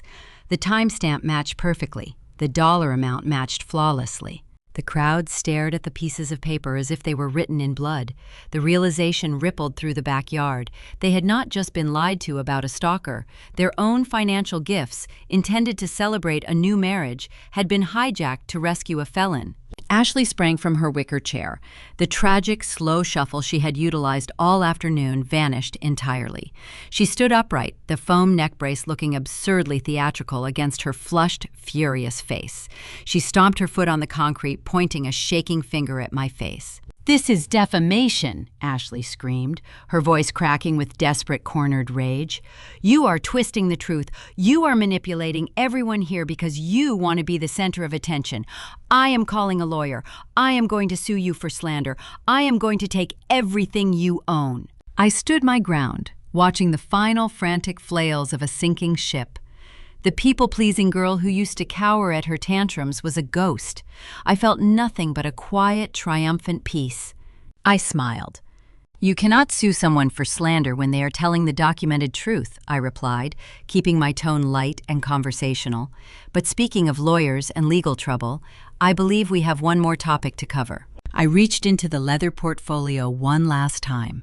I withdrew the high-resolution, color-printed photograph of the medical evaluation form she had brought into the living room the day prior. I held the crisp sheet of paper by the corner, letting it catch the Arizona breeze, preparing to deliver the checkmate. I held the high-resolution printout by its top edge, letting the warm desert breeze catch the paper. The afternoon sun illuminated the crisp digital ink, rendering the clinic logo and the handwritten triage notes undeniable. Ashley stood frozen on the concrete patio. Her previous threat of a defamation lawsuit evaporated into the heavy, stagnant air. She stared at the photograph, her eyes tracking the recognizable signature she had scrawled at the bottom of the evaluation form just 24 hours ago. "You are wearing that foam collar because you claim you sustained a severe spinal injury yesterday afternoon," I said, my voice echoing evenly across the silent backyard. "You proudly informed us that your tech employer is processing a worker compensation claim. You boasted about securing 6 months of paid medical leave." I took a slow, deliberate step forward, closing the physical distance between us. The relatives gathered around the picnic tables leaned in, captivated by the unfolding spectacle. Uncle Dave lowered his iced tea. Aunt Carol clutched her floral apron. "Your schedule as a Tier 2 customer support agent requires you to be logged into a secure, virtual private network from Tuesday morning through Saturday evening," I continued, maintaining unwavering eye contact with my sister. "Yesterday was Saturday. You were supposed to be on the clock, answering troubleshooting chats from your remote home office." Ashley swallowed hard. The thick medical device restricted her throat, making the motion awkward and strained. She opened her mouth to speak, but no sound materialized. "Instead of working your required shift," I stated, raising the photograph higher for the crowd to witness, "you were hauling heavy residential furniture. You were carrying a solid oak dresser up 3 flights of stairs into a luxury Scottsdale flat. You injured your back during a personal, unauthorized move." Susan rushed forward, her hands raised in a frantic, placating gesture. "Valerie, please stop this. You are confusing the timeline. She was just rearranging her home workspace. It was a legitimate workplace accident. We were there. We saw it happen." I shifted my gaze to my mother, feeling a profound wave of pity for her relentless, delusional enabling. "You are on the record corroborating a fabricated timeline to an insurance provider, Mom. That makes you an accessory. I highly recommend you stop talking before you incriminate yourself further." I turned my attention back to the printed evaluation form. I read the triage narrative aloud, emphasizing each damning syllable. Patient reports acute lower lumbar strain sustained while lifting archive boxes during a remote office reorganization task. I lowered the paper. The backyard was so quiet I could hear the faint hum of the pool pump running in the distance. "Lying to your family is a moral failure," I said, keeping my tone surgical and cold. "Submitting a forged narrative to a licensed physician to defraud a corporate insurance provider is a felony." John puffed out his chest, stepping in front of Ashley to form a protective barrier. He wiped a bead of sweat from his forehead, his face pale beneath his sunburn. "You are grasping at straws, Valerie. You have no idea how these claims work. The doctor signed off on it. The paperwork is filed. You are just trying to stir up trouble because you are bitter. We will simply call the clinic tomorrow and correct any minor clerical errors on the intake form." He reached out, attempting to snatch the photograph from my grip. Derek intercepted his wrist with lightning speed, gripping the older man's forearm with a firm, unyielding pressure. Derek did not raise his voice, but the dark intensity in his eyes forced my father to step back, nursing his arm. "You cannot correct this, Dad," I informed him, the corners of my mouth lifting into a grim, humorless smile. "You are missing a crucial detail printed right at the top of this document." I pointed to the teal cross entwined with a dual leaf motif. "This form was processed by Desert Sun Medical Group," I explained, watching the blood drain entirely from Ashley's face. "Desert Sun is a primary partner facility operating under the direct jurisdiction of my regional healthcare network. I am a clinic operations manager. I possess the highest level of administrative clearance for internal compliance audits." The realization hit them like a physical blow. John stumbled backward, his knees hitting the edge of a plastic lawn chair. Susan covered her mouth, stifling a terrified sob.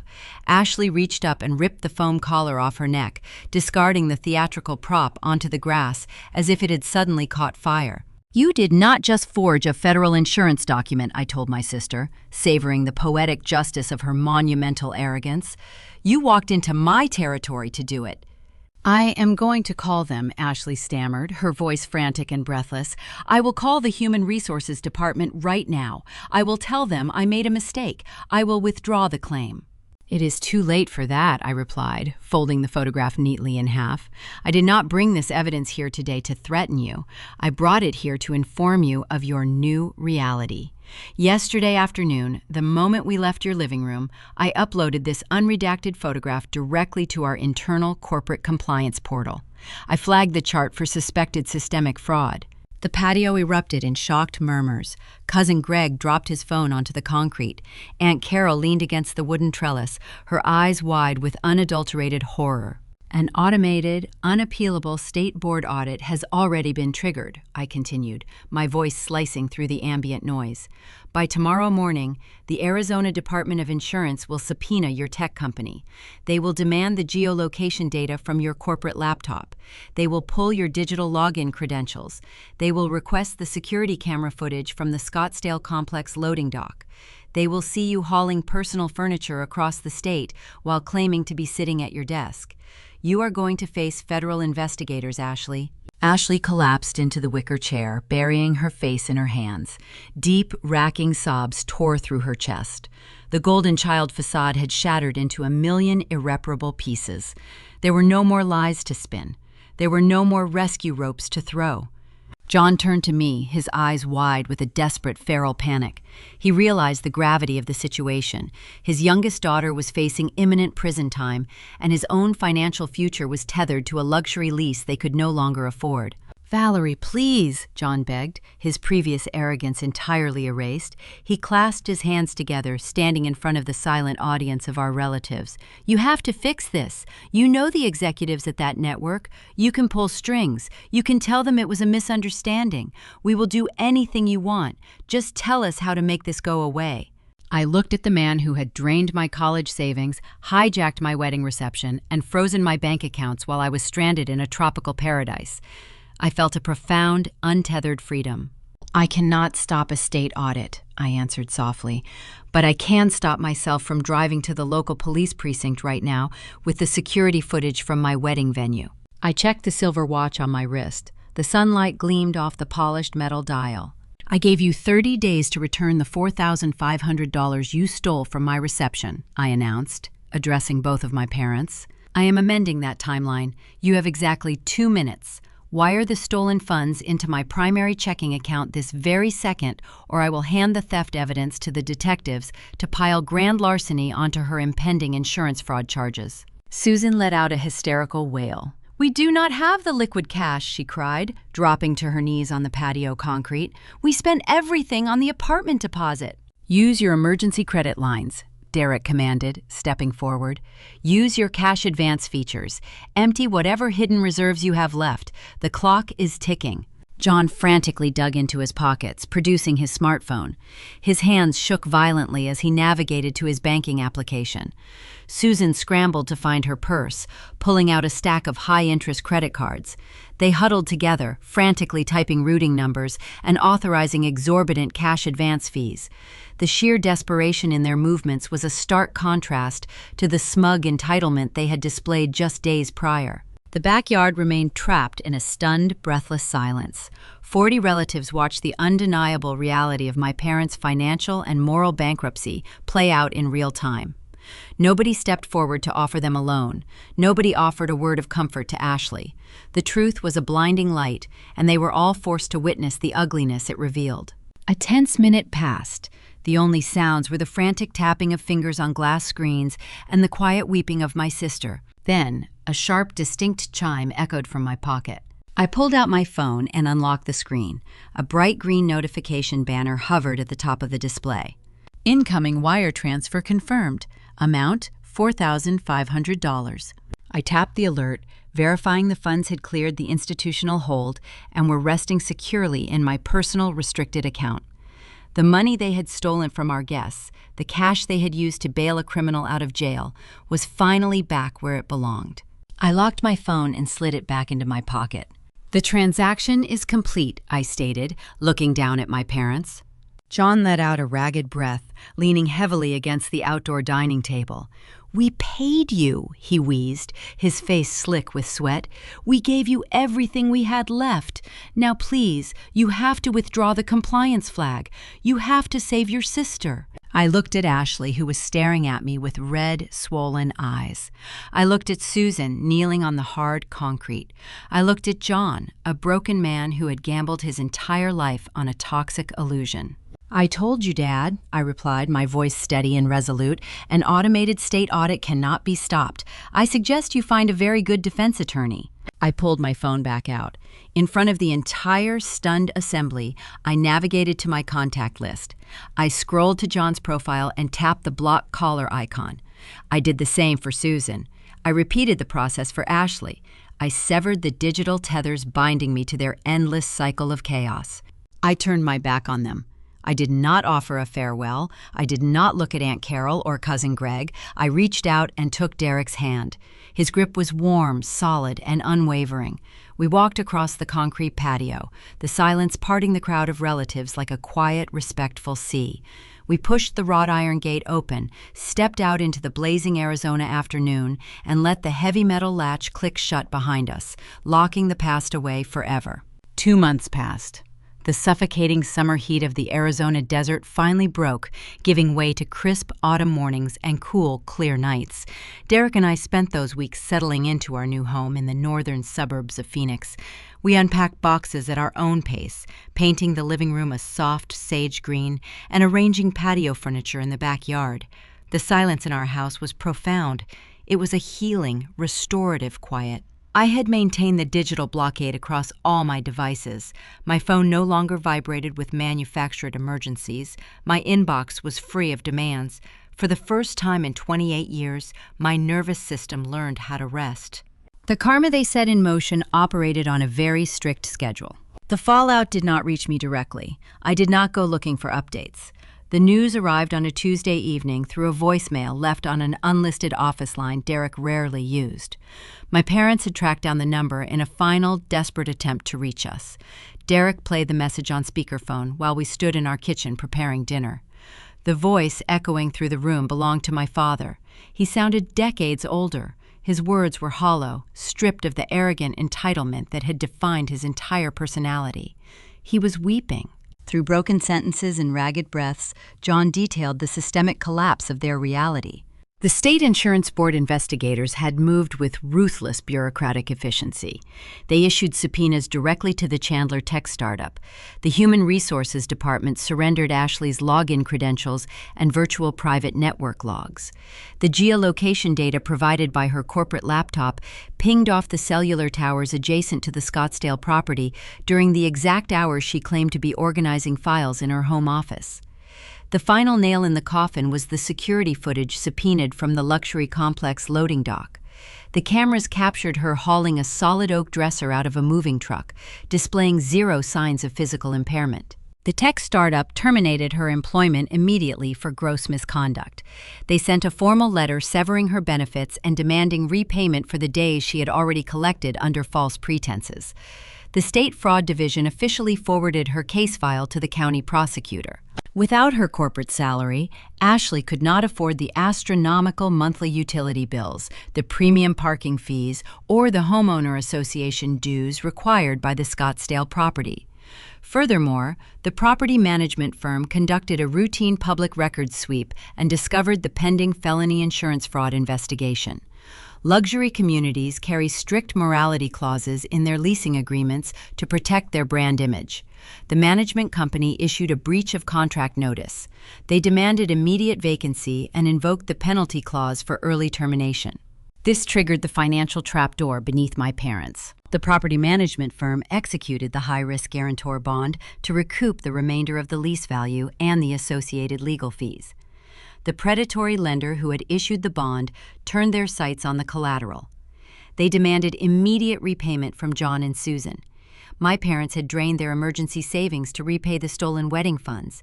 They had zero liquid assets remaining. The lender placed a formal lien on the Tucson retirement home. The foreclosure process began with terrifying speed. John and Susan tried to list the property on the open market, hoping a quick sale would cover the debt, but the predatory interest rates had compounded daily. They were drowning underwater. The bank seized the house. My parents lost the sanctuary they had spent 15 years paying off. They were ordered to vacate the premises by the end of the month. Facing sudden homelessness, John and Susan packed their most essential belongings into their sedan. They drove north, up the interstate toward Scottsdale, assuming they could crash on the sofa of the luxury apartment they had sacrificed everything to secure. They believed that since they had funded her lifestyle, Ashley would offer them shelter in their darkest hour. They arrived at the complex and rode the elevator to the third floor. John knocked on the heavy wooden door. Ashley answered. She did not welcome them inside. She stood in the doorway blocking their path. According to the voicemail my father left, she looked at their cardboard boxes and their exhausted faces with profound disgust. "You cannot stay here," Ashley told them, her voice devoid of any empathy or gratitude. "I am trying to build a lifestyle influencer brand to pay my legal fees. Having my depressed homeless parents sleeping in my living room will ruin my aesthetic. I need this space to film content. You need to go figure out your own problems." She shut the heavy door right in their faces. She slid the deadbolt into place, locking out the very people who had ruined their lives to protect her. Standing in the hallway of that sterile luxury building, John and Susan finally experienced the revelation I had learned on my wedding night. They realized they had set themselves on fire to keep a daughter warm, only to watch her complain about the smoke. They had enabled a monster, and the monster had eaten them last. Derek deleted the voicemail. He set the phone on the kitchen counter and pulled me into a warm, firm embrace. We did not celebrate their ruin. We did not toast to their downfall. We simply acknowledged that gravity had finally taken its course. We ate our dinner in peace, the sound of their chaos far removed from our sanctuary. Later that evening, I stepped out onto our back patio. The sun was dipping below the jagged peaks of the Estrella Mountains, painting the desert sky in breathtaking shades of violet and crushed gold. The air was cool and fragrant with the scent of blooming sage. I sat down in a cushioned wicker chair, resting my bare feet on the warm paving stones. Derek joined me a moment later, handing me a glass of iced tea before sitting in the chair beside mine. We watched the shadows stretch across the yard. I thought about the girl I used to be, the exhausted, anxious daughter who twisted herself into knots trying to earn a fraction of the love her parents gave away for free. I used to believe that setting boundaries was a form of betrayal. I thought walking away made me a bad sister and a terrible daughter. I know better now. You cannot heal a toxic dynamic by sacrificing your own joy. You cannot buy loyalty from people who view your success as a communal bank account. The only way to win a rigged game is to refuse to play. I did not seek revenge against my family. I did not slash their tires or sabotage their careers. I merely stopped shielding them from the consequences of their own choices. I held up a mirror, and they destroyed themselves trying to break the glass. If you are listening to this story and you recognize that familiar, suffocating weight in your own chest, I want you to hear this clearly. You are not required to set yourself on fire to keep your family warm. You are allowed to protect your peace. You are allowed to walk away from tables where you are only ever invited to serve. It is terrifying to draw that line in the sand. The guilt will whisper that you are being selfish. The people who benefit from your lack of boundaries will call you cruel. Let them. Their comfort is not worth your sanity. Step out of the crossfire. Build your own sanctuary. Surround yourself with people who celebrate your victories instead of plotting how to exploit them.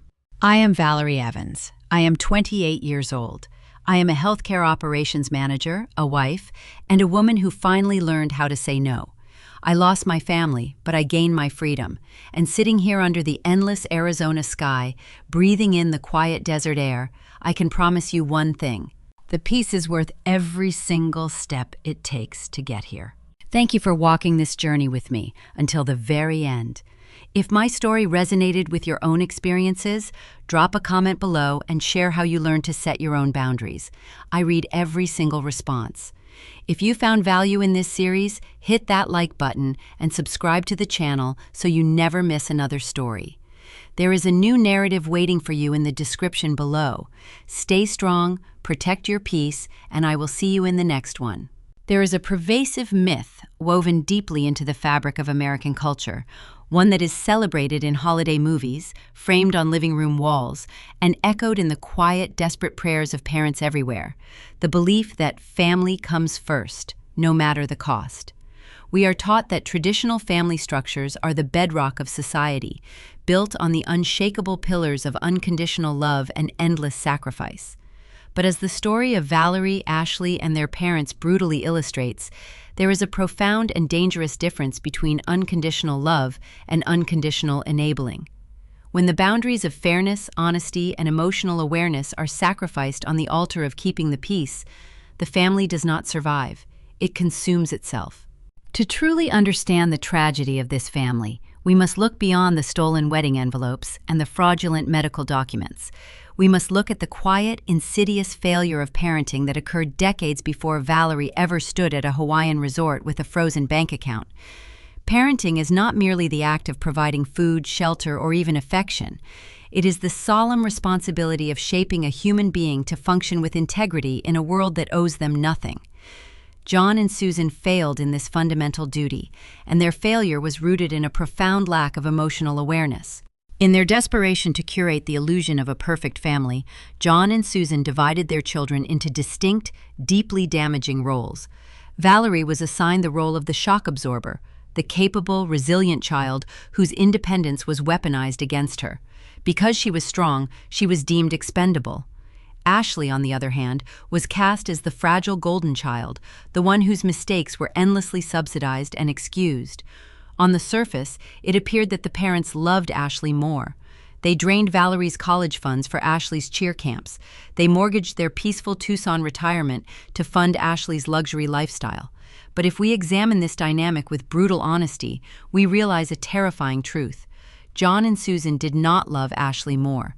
In fact, their parenting was an act of profound cruelty toward her. By shielding Ashley from the natural consequences of her actions, they robbed her of the opportunity to develop character, resilience, or a moral compass. When they paid off a criminal bail bondsman with stolen wedding cash to hide Ashley's felony property destruction, they were not protecting their daughter, they were protecting their own egos. They were terrified of the social shame that would accompany having a delinquent child, so they chose to cover up her crimes rather than hold her accountable. They taught her that manipulation is a valid currency, that the rules do not apply to her, and that other people exist merely to serve her needs. In their refusal to parent with fairness and honesty, they meticulously crafted a monster. This brings us to the core of family responsibility within American society. We live in a culture that often equates a parent's love with the magnitude of their self-sacrifice. But true responsible parenting requires the courage to let your children fall. It requires the emotional fortitude to stand back and watch them face the painful, unvarnished consequences of their own toxic choices. Long-term guidance is not about paving a smooth road for your child. It is about teaching them how to walk in strong shoes. John and Susan chose the path of least resistance, mistaking their cowardice for devotion. And what of the strong child? Valerie's journey reflects the silent epidemic of the parentified, hyper-independent children who hold dysfunctional families together. For 28 years, Valerie operated under the illusion that if she were just good enough, responsible enough, and accommodating enough, her parents would finally see her worth.